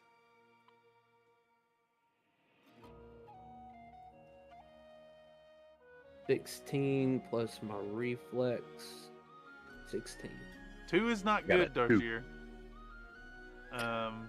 He's got a high roll. He slaps the fruit out of your hand. It hits the ground. No, I say Wait. no. I must insist that No. you make that roll That at was 20 quite good, rude. sir. No, it doesn't happen like that. Because Nope, Dargier Dargier actually got it rolled 20. 20. Everybody gets a fleeting look, and you snatch away, and you turn, and you look to the camera, and you bite deep into the flesh of the fruit. Oh no! And you go, and your eyes roll back in your head, and you fall flat on the ground. I just shake my head. I shake my head. You okay. know what to do, Hoggle. So I say, don't eat floor candy as I whip out my wiener. And I piss.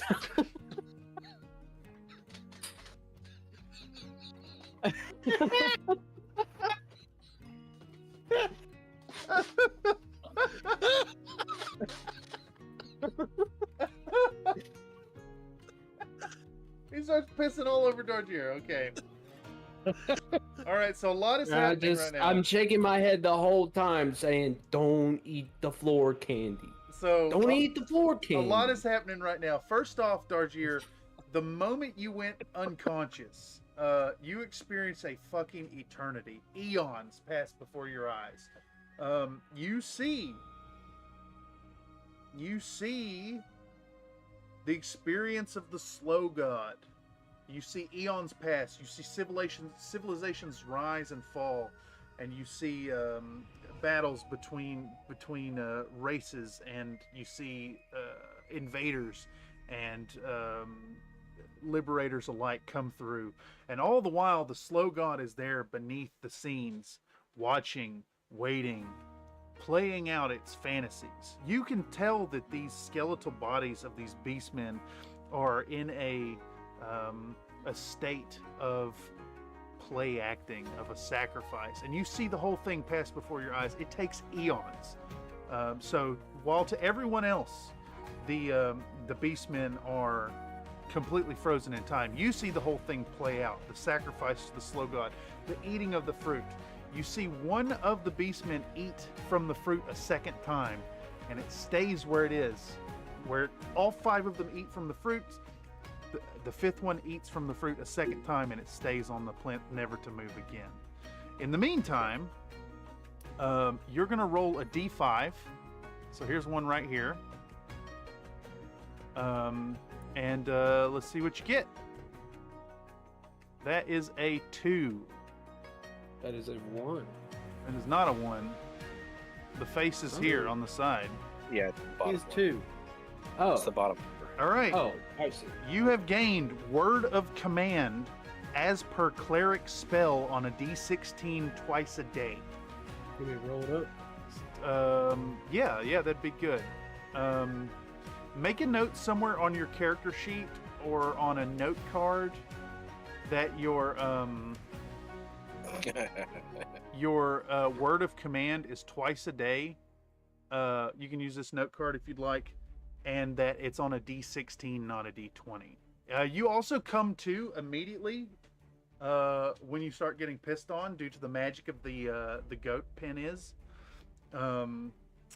You would have been unconscious for some time, you can tell. And of course, what's your personality, Dargier?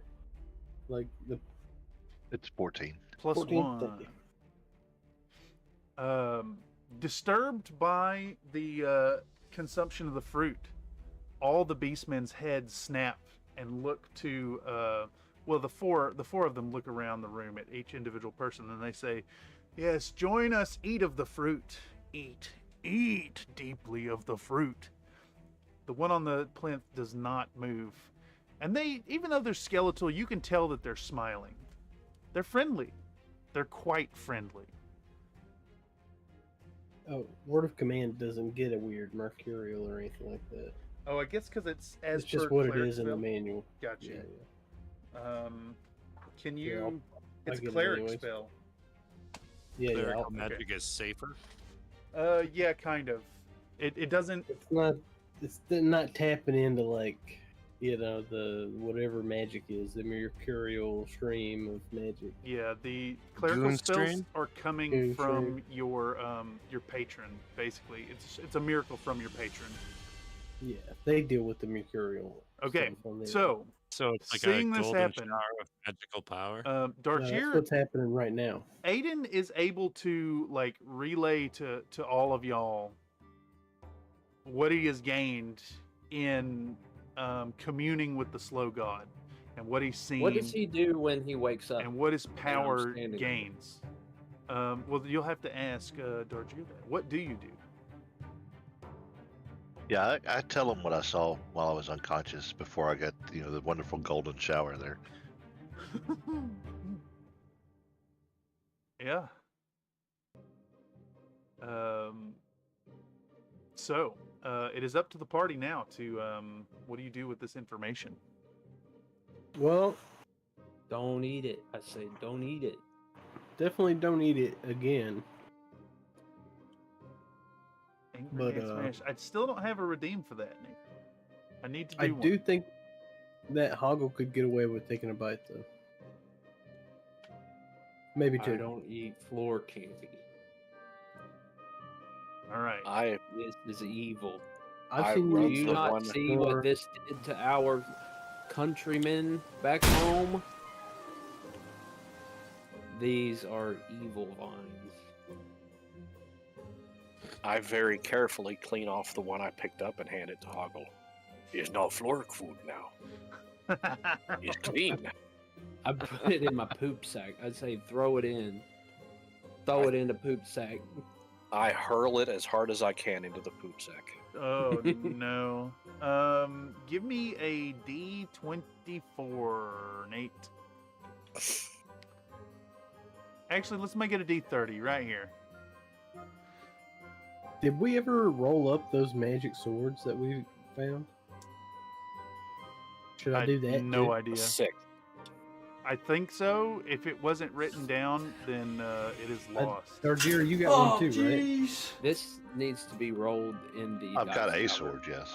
Was it a magic one? Did you get a magic one Dice whenever tower, we did all okay. kinds of weird? That time we broke the rules. Yeah. You may have to shrink it, but the third is the So, rolling thing. so a reminder. I just think mine was the one that got the other one. another reminder, Okay, like gotcha. fully. If you do not write it down, I am not writing it down. I will take. I've no got notes. one. I just don't have rules. That's a for it. 30. That's a 30. 30 projectiles of poop splatter all over the room. They hit the beastmen. They hit y'all. You're peppered with spray of feculent motes. And probably Disgusting. pulped floor fruit. Yeah. All right. So, Dargier, you've gained a power. You've gained a powerful power from eating the fruit. Unfortunately for the rest of the party, it appears that this way is a dead end. So, apart from...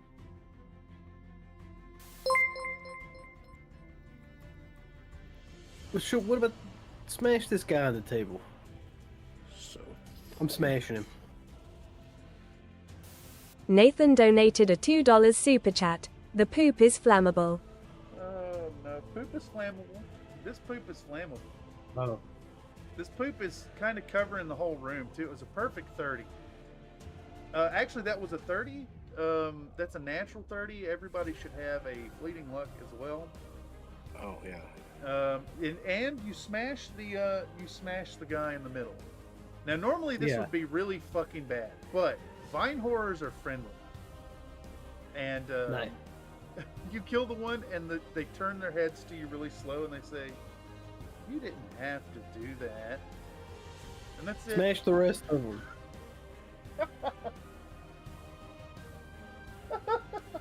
One by one. You don't have to. We can just step out and toss a torch in there. As you smash each Don't one, wanna they say, smash "Oh 'em. man, Oh man. Aw, jeez. oh jeez, Oh jeez. Everyone redeem it. Everyone redeem it. Redeem. Redeem it all. Jeez. Oh, jeez. Stack all jeez. fuck." Yeah. Oh, jeez. Be done with these skeletons. Be done with and I the want to skeletons. stamp. And I just start stamping on these fruit while I walk around the room. All right. So, is anybody else tempted by the fruit? Oh, jeez. I'm going to put one in my bag for later. Before I just had a bunch stamp of on it. cookies. Okay. Oh, jeez. If you're taking the fruit, make note of it. Make a fruit of the slow god note in your inventory. Oh, jeez. And if anybody is eating from the vine, say so now or forever hold your peace. Else, this is a dead end, and you must go back from whence you came. Was there not a rope that Dargier put there? It stayed up for one turn, unfortunately. Oh. As per the magic Well, spell. I got you. It vanished. So, is it 15 foot up in the air we have to get? No. It's a 15-foot gap. Yep. There's Oh, like you a got chasm. Now, there is only 25% or 75% of the vines originally. So, you either need to, well, I'm not going to tell y'all how to do fine. such a thing. All right. Cartwheel double jump. Cartwheeling double jump. Yeah, we'll do it As running, a dwarf, like do you backhand pop out spring. do you pop out your heelys? Oh yeah, for sure. All right, we're Do gonna one do good run around the table, one loop. Woof. Whoa. Like that. Well, you want to? All right, give me the that percentile whoop, once more. You know what This I'm is saying? for It's the like- Some acuity of neighbors your are saying first way jump. too loud. That's only in the morning. 84, Yeah, you we fucking supposed to be nailed it. up You've done cooking this breakfast before, or and you hit something that by B then, button so a second that's like an time, roll alarm me those clock. dice. You jump all the way back up into the. Damn. 52, Well, you hit it. You kind of slide up the stairs, and they're stairs, so you kind of bark your knee a little bit, but you're fine. You stand up, dust yourself off, and you're in position. Click my heels. All right, who's next? Down the line. I'll just stand here and use my Guyver strength to just chuck everyone across. Good idea. How do we Yeah, do I'll this? volunteer for the. You get for being chucked. thrown. All right, I need you to, Nate.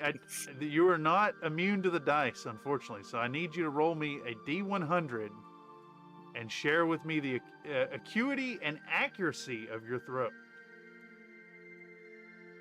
Oh, that's perfect, dude. He's up at the top of the stairs. He lands on his heelys and he skids to a stop with a big thumbs up and a Coca-Cola in his hand.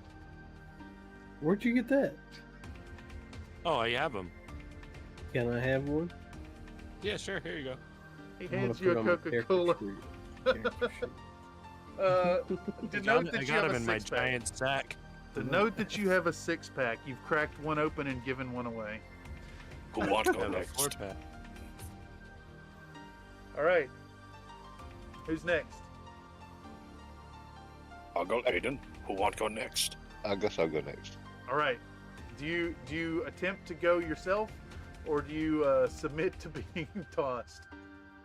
I'll go for the toss. All right. I fling. All right. Let's see. 39%. It's not great. So Aiden, you see that he has totally missed the mark, and you press the B button midair. Give me a D100. What am I hearing? Probably traffic. 47 isn't great, but the beauty is here that you have a second jump because you didn't take the first jump, and you mash that B button one more time. Don't roll bad right here. You're all right.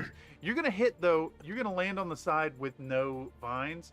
You're gonna skim. You're gonna bark both knees pretty bad, and you're gonna take 2 HP of damage. What's your total HP? I don't want to hurt you too bad, but I want to cost you some. 5 right now. Do we have a HP counter for you? Everybody. I think had it's one. this one. Maybe. Yeah, okay, I think it is. Yeah. Because this is your total, and I don't want you to lose that. But you're down 2. Your knees are bleeding. You took a hard hit, but you're across and you're safe. All right, Hoggle. I want to be thrown. Oh, do you say anything to Cookie Guyver? I'd say, throw me, Cookie. Oh, I'm You all can about swing it. him. You can swing him by a penis, by his penis like a I hammer fling throw. Cookie. 86%. Oh, I'm tempted to take that 86 as saying you've been 86'd, but you're gonna land Right on the other trash. side. Give me a roll to see if how your landing goes, Hoggle. Again on a D100. I want a D100. Yes, please. Yeah, I prefer D100s for most rolls, actually. 69. 69. Nice. Nice. He landed right on a penis. Yeah, he does. He does indeed land right on his penis. And luckily it's spongy right now and takes the impact. All right, Cookie Guyver. I'm a fling myself. 88 miles an hour. I go back to 1956. Yeah, indeed. No, when was the Guyver released? 86. When was the Guyver released? I think the Mark Hamill movie was 86. USA was 1991. Okay. That's the movie? Yeah. You appear in a different place, and you see the filming of the Guyver in a strange land with strange equipment, but you know exactly what it is. And for a brief fleeting moment, you're in a scene in that movie before blinking back out of existence with 2 burning tire treads behind you as you come back into the past or back into the future here.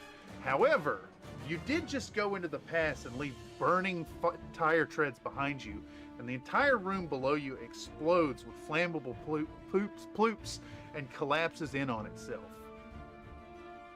I proudly declare, Watashi wa cookie gaiva des. Oh, no, no, no, no, no, no.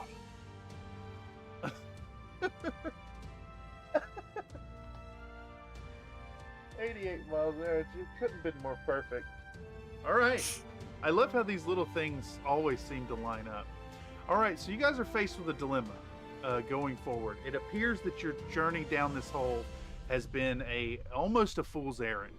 There's a chamber in the center, and that chamber led to the room with the blade, a collapse, the slow god chamber, and a bottomless pit.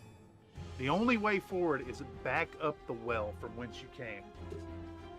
How will you navigate this danger? How high is it? How high is it? It was more than 150-foot length of rope.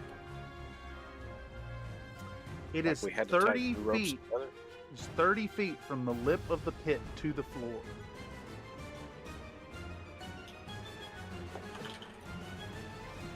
So, you guys, and if I recall correctly, things were brought down. I may have yanked someone down with a grappling hook.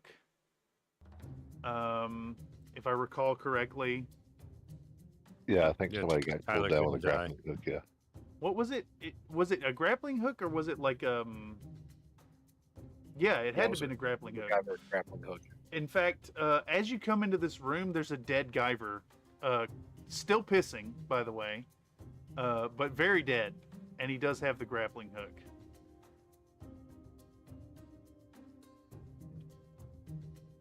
Up is the way. Like pissy pants?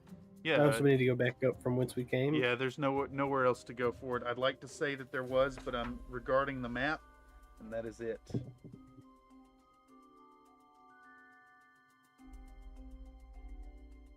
I hear okay. things. Well, let's make our way up.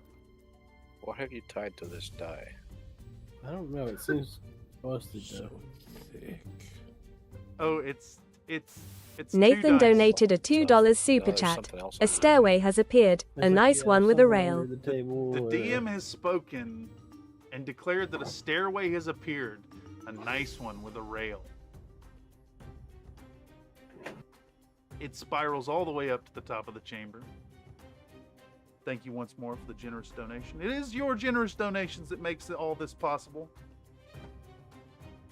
Thank you so much. And I'm sure the party will thank the fact that there's now a nice, convenient staircase all the way to the top of the pit. Bleep, bleep, bleep, bleep. With a rail. Walk, walk, walk, walk, walk. Jeez. All right, so this is going I want to get to the top of the stairs, and then I've got to adjust myself a little bit because that was rough. It was kind of rough. All right, so you guys arrive at the top of the stairs and pop out the chamber. You're back in the room where the pool was drained. We are at the 1 hour remaining mark. I need to take a pee break, and let's put the BRB screen up for a second, and we shall resume in a moment.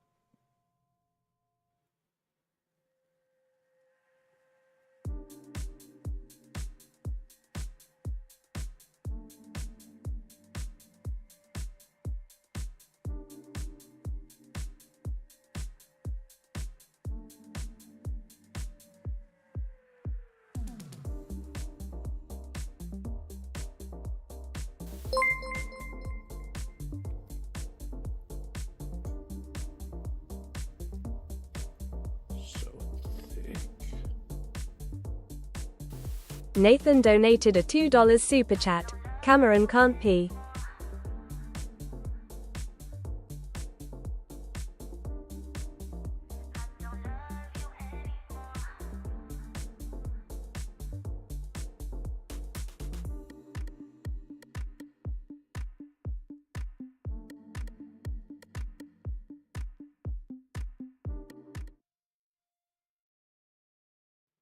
All right.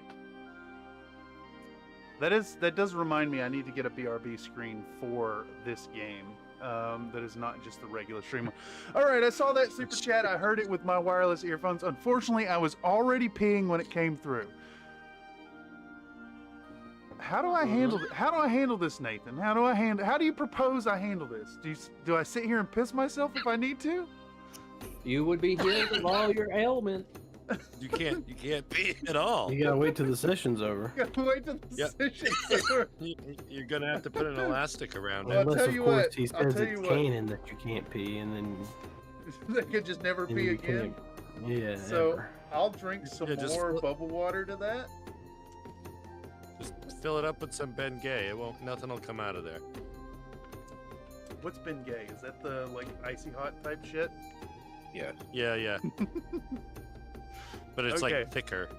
It's like waxy consistency You're almost. saying sounding with Bengay plugs. No. It's not a hard object. It could be if you compress it.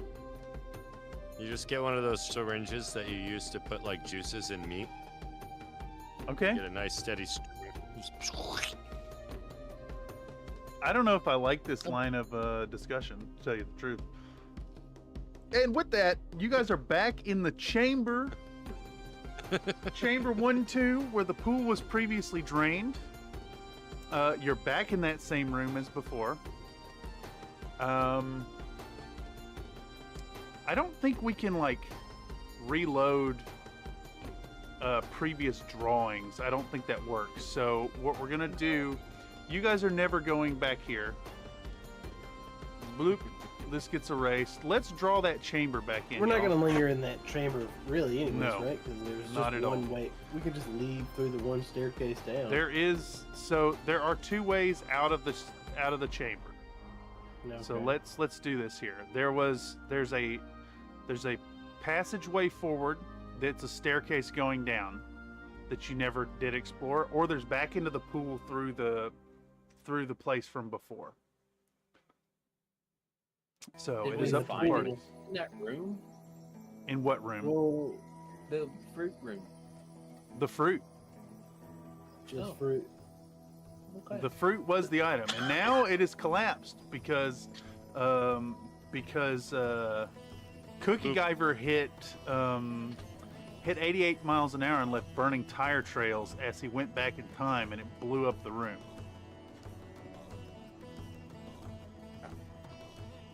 All right, how does the party go forth? Well, we either go diving down this hole again, or we go down the stairs. I Yep. prefer the stairs. The stairs have been the theme of the evening, have they not? Mm-hmm. Okay, so in this case, I'm going to fast forward us. You guys are treated to a scene of an isometric view of the party walking downstairs, and it's sped up 16x. There are no encounters. There's nothing special in the hallway. It is nice, cleanly cut and carved stairwell. Somebody left a D24 at the bottom of these stairs. That's tripping. And we can already just erase this. All right, and you come out to a beach. So let me draw like kind of a rough shape here that I want you guys to fill in. So like here's the cave wall. Here's where the stairs came out right here. The beach is here. You got a little trickle of water coming in right here, and you got a big ass stone right here. And then I need to cross-reference something while you guys draw that in.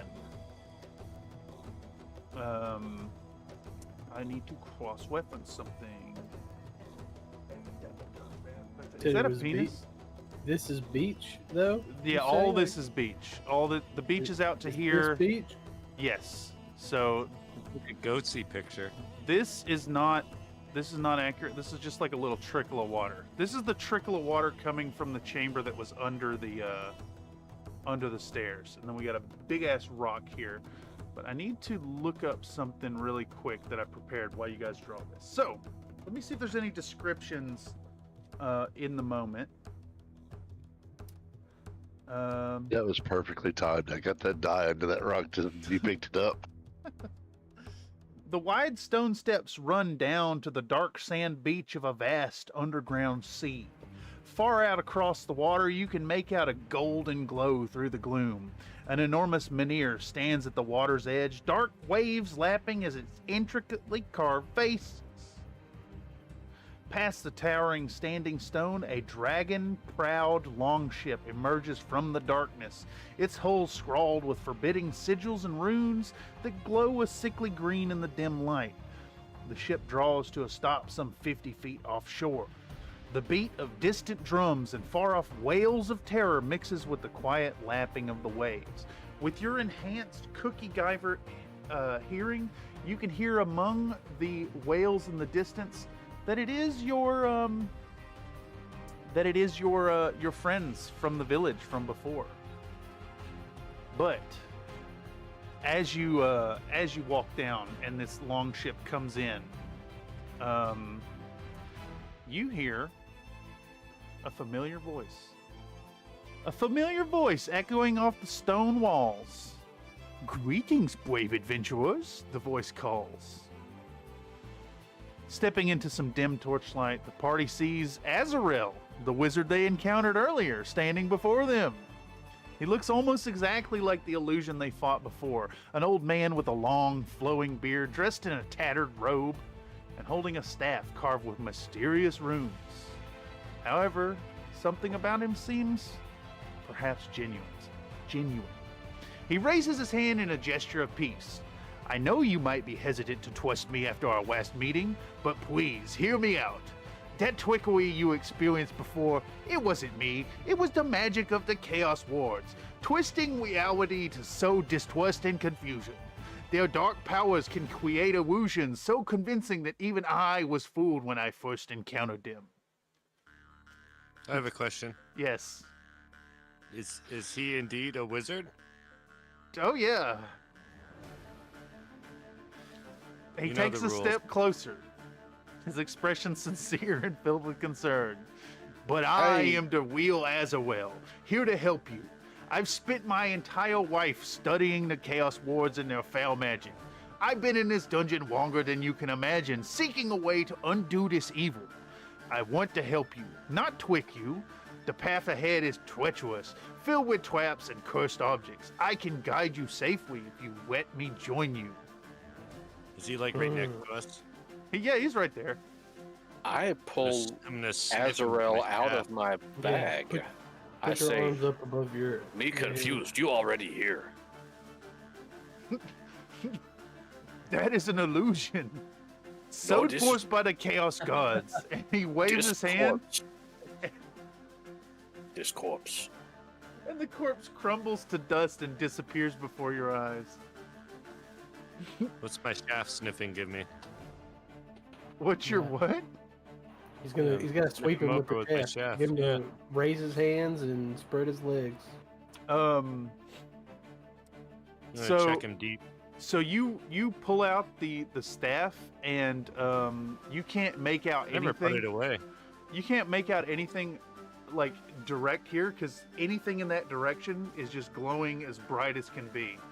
You can tell whatever's off in the distance across the starless sea, the golden glowing light in the distance where the whales are coming from is making that skull really fucking pissed off.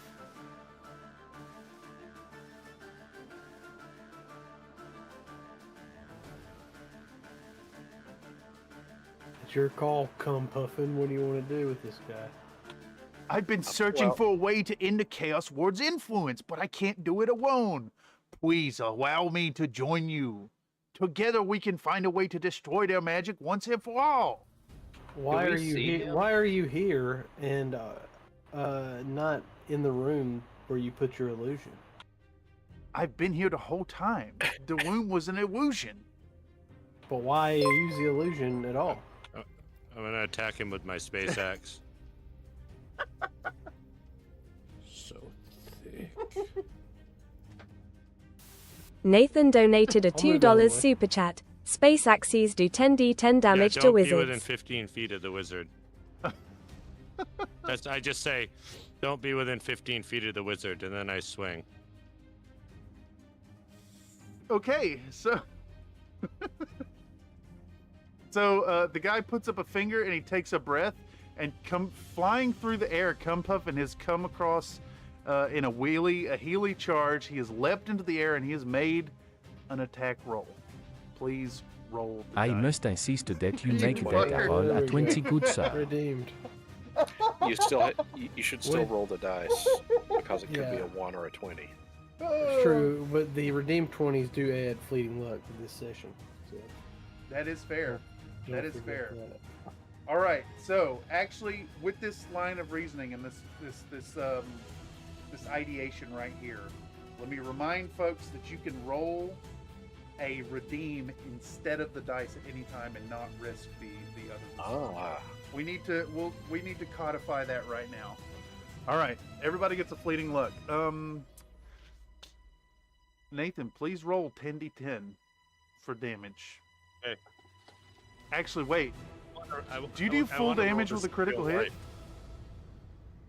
Do you? Crit's full damage and he rolls on the crit table, yeah. For fuck's sake. He takes 100 damage. It's 100 damage. Can I roll the crit table too. Can I spend my fleeting luck to do 111 damage? You should spend your fleeting luck on the crit table roll. So I'm inclined to agree. You could do a cool coup de grace. All right, we're gonna actually give you. He's a level 0. You know what? You've put so much into this, and your hatred is coming out here. I want you to roll a d30 for your crit table. All right, where's the d30? Not the poisoned one either. It's the big one. The green one here. Oh, you got a green one? Oh, excellent. I have to zoom way in. I can never see what. But you have to roll it in the tower. It won't roll on the table. Why is that? No, it gets stuck in the tower.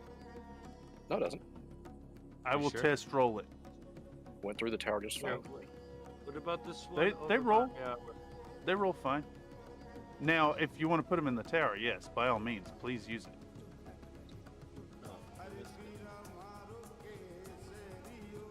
For fuck's sake. You didn't even hesitate. You just like, get fucked. What happened now? He's rolling a... What do you got like a... You've got like a weird angle happening here. You need to hold down the right click and rotate the camera. So yeah. Use the cannon. I don't know if the D30 flies through the cannon correctly. Okay. How are you missing this hole? That's what she said. Mouth is dying. Oh, there, you just make it small and run. There we go. That's what she said. It starts as a okay. He's rolling. He's rolling. It's his actual roll. It's a fucking leaner. It's between two dice. Roll it on the table. There you go. It's a 30, or it was a. It's a 13. It's a 13. Do you wish to upgrade that? Yeah, I'll do that. What is that? 7? So currently a 13. A 13 would be this attack inflicts plus 1d12 damage. No. Wait, I don't know what the critical chart does. Well, what do you want? If you do a 20, you'll crack him. You're gonna kill him regardless of whatever happens. I mean, yeah, you as did it stands, 100. you're gonna smash his ankle to death. That would be pretty good.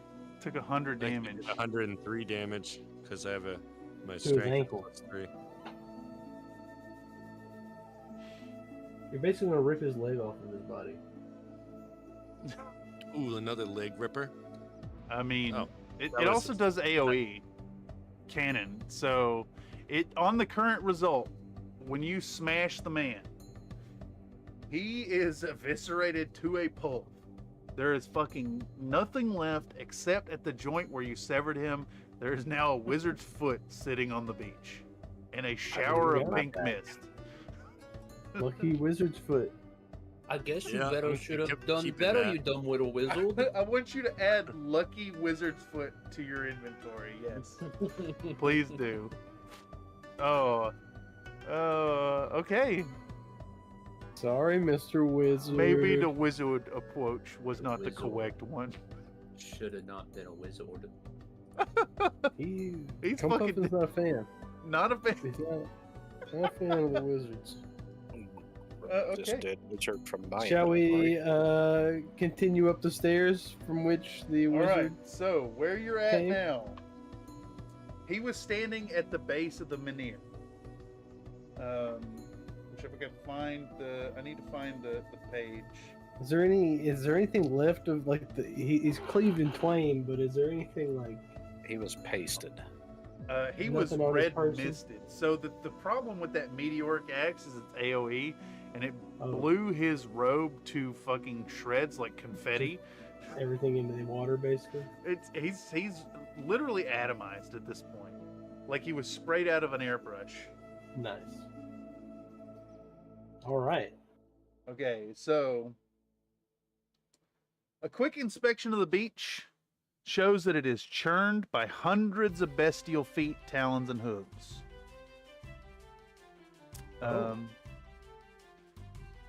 Let's see. The obvious things. There's a boat. There's a menhir. And there's a beach. And so this is what is the boat? What is this shore exactly? You've got the stairs that go up to the rock, and then beyond the rock is just water all out here. Nathan donated a $2 super chat. Is that- Magic am I items were correct not in that? damaged. Magic items were not damaged. You hear a cartoon whistling noise. Shoo, plop, it hits the sand. Right in front of you is a genie's lamp, it looks like. It glows with a faint green flame sticking out the tip. I'm gonna pop that in my sack. You do note that the skull on your staff flares up brighter as it sees it. Yep, better keep that in the sack. Okay.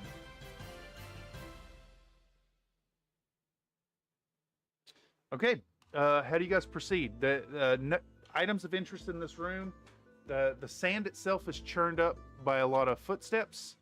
There is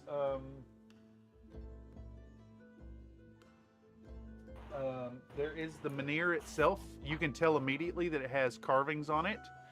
And then there's the boat, which is 50 feet offshore. Check the menhir. All right, you're inspecting the menhir. Did any of us read other languages? I can't remember. I feel like somebody was. I recently learned Japanese. Add fluent in Japanese to your character sheet.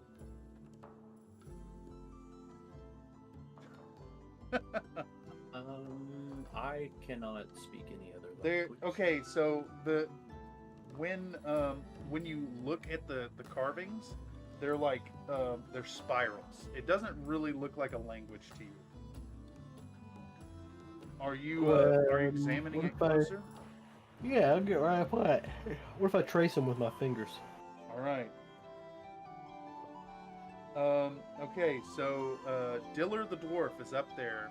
The party sees him. He's rubbing his fingers on these spiral patterns. You're suddenly struck with the overwhelming urge to sacrifice a fellow to the Leviathan beneath the waves. A vision of tentacles flashes into your brain. You start frothing in the mouth and you roll a d20.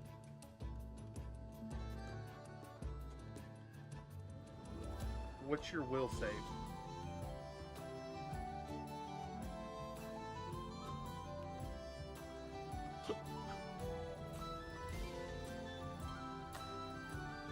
I must insist that you make that a roll at 20, good sir. Okay. There you go. You shake it off. You shake it off. You had a visceral image of who's the closest person to you? And Dave. You have a visceral image of throwing Dave to the waves, to the tentacles below, but you come back to reality.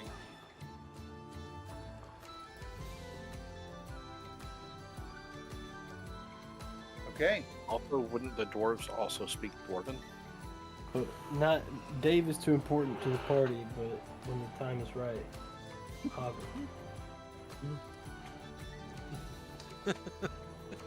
Okay, you do see as you're carving there that there's a narrow series of steps winding up the surface of the menhir. And in fact, I'm just gonna say, because Cookie Monster has put himself up there, that those climbing to the peak of the standing stone discovered the top of the stone has been fashioned into a platform, and there's a shallow bowl cut into the center of the platform and is partially filled with hardened wax, and the stub of a red candle sits atop the mounds of wax. I have turned my head and something is happening here. Wait, it's not gonna... this is fine. Okay, so...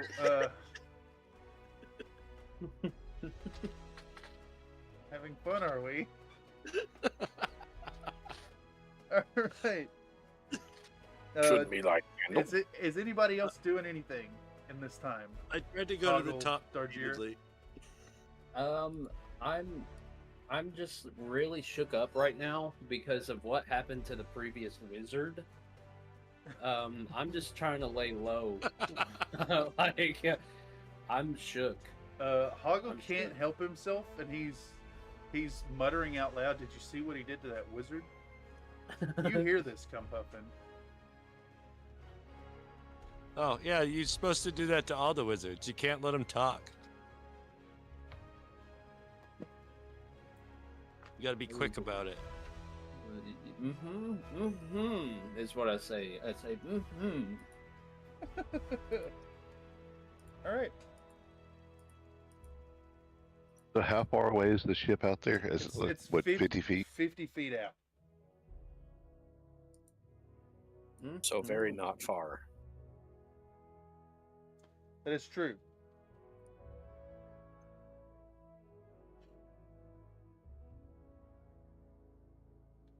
Show off. Who's a show off?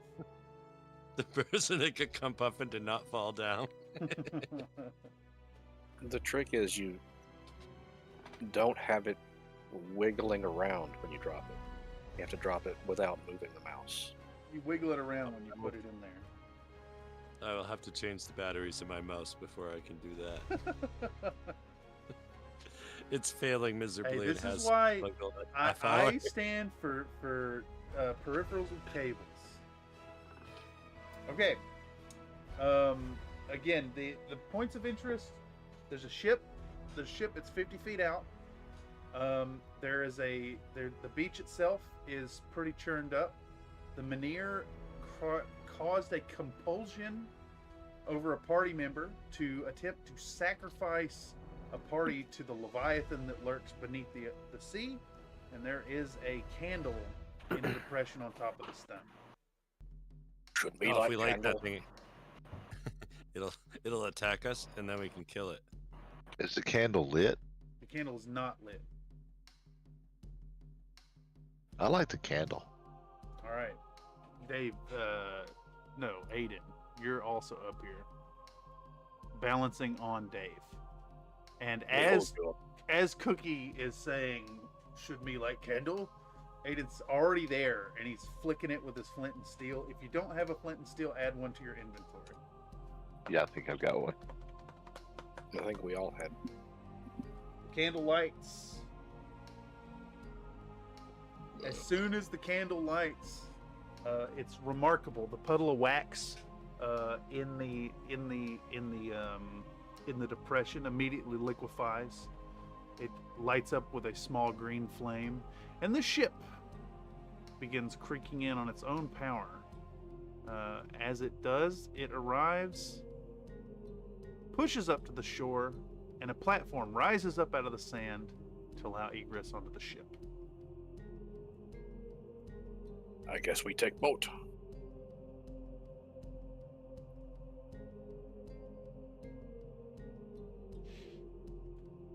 Okay. Give me a D20, Dave. You may not re-roll this or modify it. It is just a roll for me. 18. As you are leaving the stone, you see a symbol carved next to the depression, and it matches a symbol on the sensor that you picked up. Your databanks have recorded these memories in your post-processing unit random access memory. Mm-hmm. I'm referring to the sensor from the blackened chamber. Yeah. Okay. Does the party board the ship? Yep. I jump on. Well, we're not swimming, that's for sure. All right. On boat. Everybody piles on the boat. I think I had like a flat boat tile thing in that bag. Well, if we make that it I big had enough, we can gave get on you, there. Cameron. there is definitely a. This is not tenable. This is not tenable. That's what she said. Here, let me see if it's in here. I think I have one as well. So, as you get on the ship, everything seems calm. Everything seems deathly calm, except for the bits of wailing off in the distance and the beating of drums. But here where you're at, no. The ship immediately departs, slowly setting forth, overcoming its inertia, and heading out into the waves. It is remarkable that this underground lake is more like a sea. It is, if any of y'all ever been out to Lake Erie, Mm-hmm. it's a lot like that. There's waves. It's a lake, like it's not salty, but it's very sea-like. So it's in a good mood. What? No, you said it's not salty. Oh, no, it's, I mean, yeah, I see what you're saying.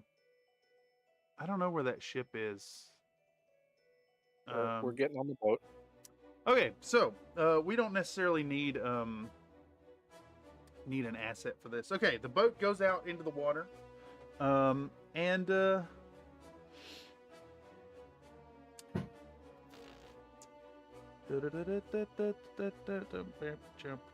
There, we're all on the boat now. Sets course, however, I'm trying to find the thing right here.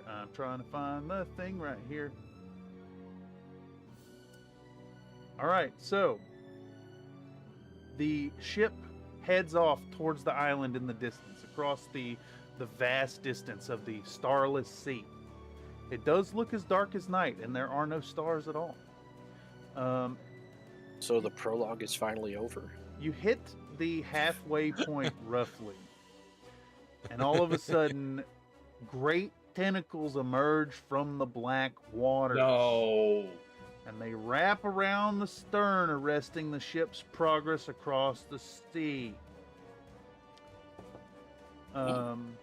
The other tentacles remain in position, and now I'm going to put y'all in a freeze frame type situation. All right, and here's what we're going to do. We're going to turn on turns. Boom. This is the initiative here. I want the party to we're slowing down. I want you to think in rounds as if it were combat-ish. No big complicated plans. If you have a complicated plan, you need to express it quickly and succinctly. We need to sacrifice. I have a complicated plan. So, well, that's good because I'm gonna. Nathan donated a $2 super chat. Right? Sea monsters are friendly. Yes, it is your turn. So I'm gonna use. So we have a statement from the DM that has just broken the game. Nice. Absolutely fucking broken the game. I feel like I've been kicked directly in the fucking testicle. Oh wow. I think that feeling is appropriate. I asked the sea monster nicely if we can just continue about our way. $2 Damn. Seema, I was gonna have Tyler Fucking- pee in its mouth. fucking applause. There are many ways to go about and solve this situation. And I you have had a elected to plan. throw $2. $2 is good though. $2 is good. All right. My plan was to throw the powdered water at the beast and then mix it with Tyler's piss, making a giant Tyler's piss bomb that would do away with the evil All right. of the Leviathan. All right, Nathan, I'm going to put you on the spot. I need you to summon a performance that you did once before for a sea creature and describe what this creature says to you as it lets you pass and pushes you on towards the sea or towards the island. Oh, yeah, so Cuffin holds one of the ends of the tentacles kind of nicely. You know, like when ladies are talking about something, they'll like, one will hold the other one's hands in hers, you know? I do that with one of the tentacles, and I go, okay, sea monster, I would like to go through here nicely. And the sea monster's like, oh, do you want me to do the voice, don't you? I do want you to do the voice. Do the All right. voice. All right. I'm the scariest sea monster it's ever been, but you seem like an awfully nice person, so I'm gonna let you go.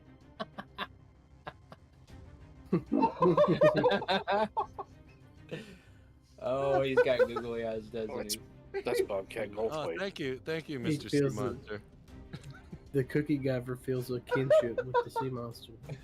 You're welcome. You can't help but say cookie. I throw the sea monster a cookie leaf.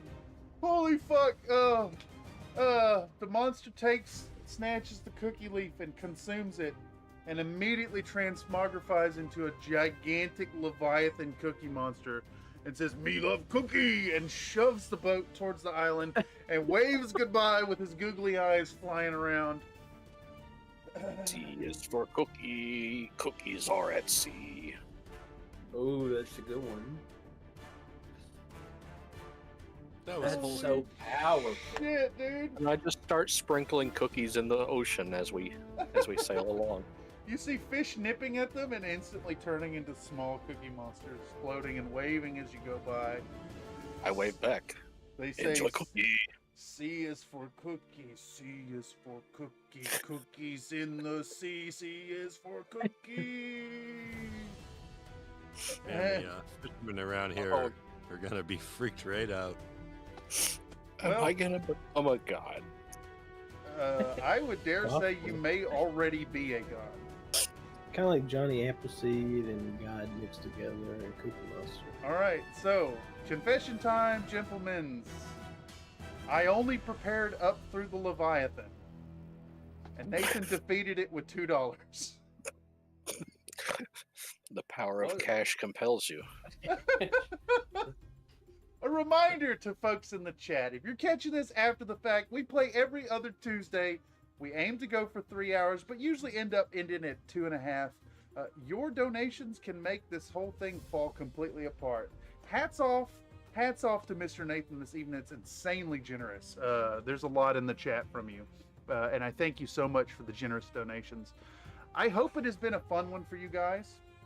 I can definitively say that you can pee now. You guys are at a true We're at the crescendo end. at this point. I suspect fully that the next We'll do it episode next will session. be the final episode of Sailors on the Starless Sea. You have crossed the black waves. You have We'll finally be defeated level 1. temptation of the fucking wizard. Finally be level 1 characters. Finally. Finally be level 1 characters. There has And been then some maybe stop playing DCC. Who knows? There has been some Who discussion knows? about what will come after this module. I hope you guys have had fun tonight. I think there's been a lot of wrenches thrown in plans tonight. Holy shit. Oh, How many boy. times have I been tonight? Every time. Every At time. least 4. Every time. This is Absolutely incredible. Well, I mean, that's all I have. I was prepared for 30 minutes of dealing with the Leviathan, and it was timed really well, but holy moly, $2 to defeat it. There are a myriad of ways to defeat it.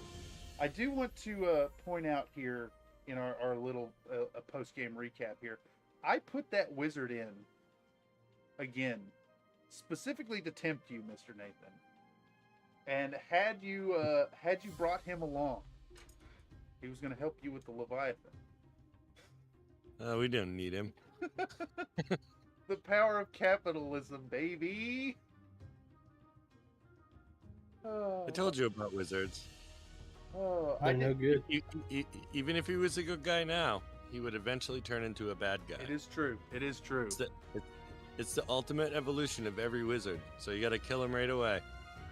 Well, you know, I think seeing as every episode so far has been 2.5 hours, that's what we'll aim for going forward. You know, like 30 minutes to get rolling into it and then 2 hours of gaming. Do you guys have anything to share with the work? Now's your time. I don't got nothing this time, actually. Hoggle is terrified. But Bugbabills is going to have to pull him out of a funk. He's going to have to keep his wizardry a secret. As you have this thought, you hear a croak in your mind, and it fills you with vigor.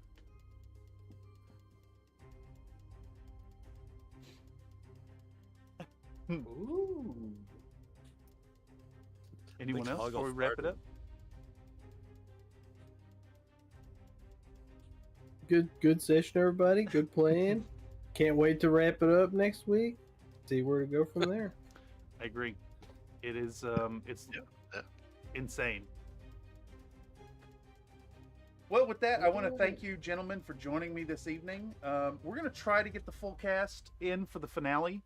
I can't see you turning this into 2 episodes, and maybe even guest stars. Finale. I mean, you never know.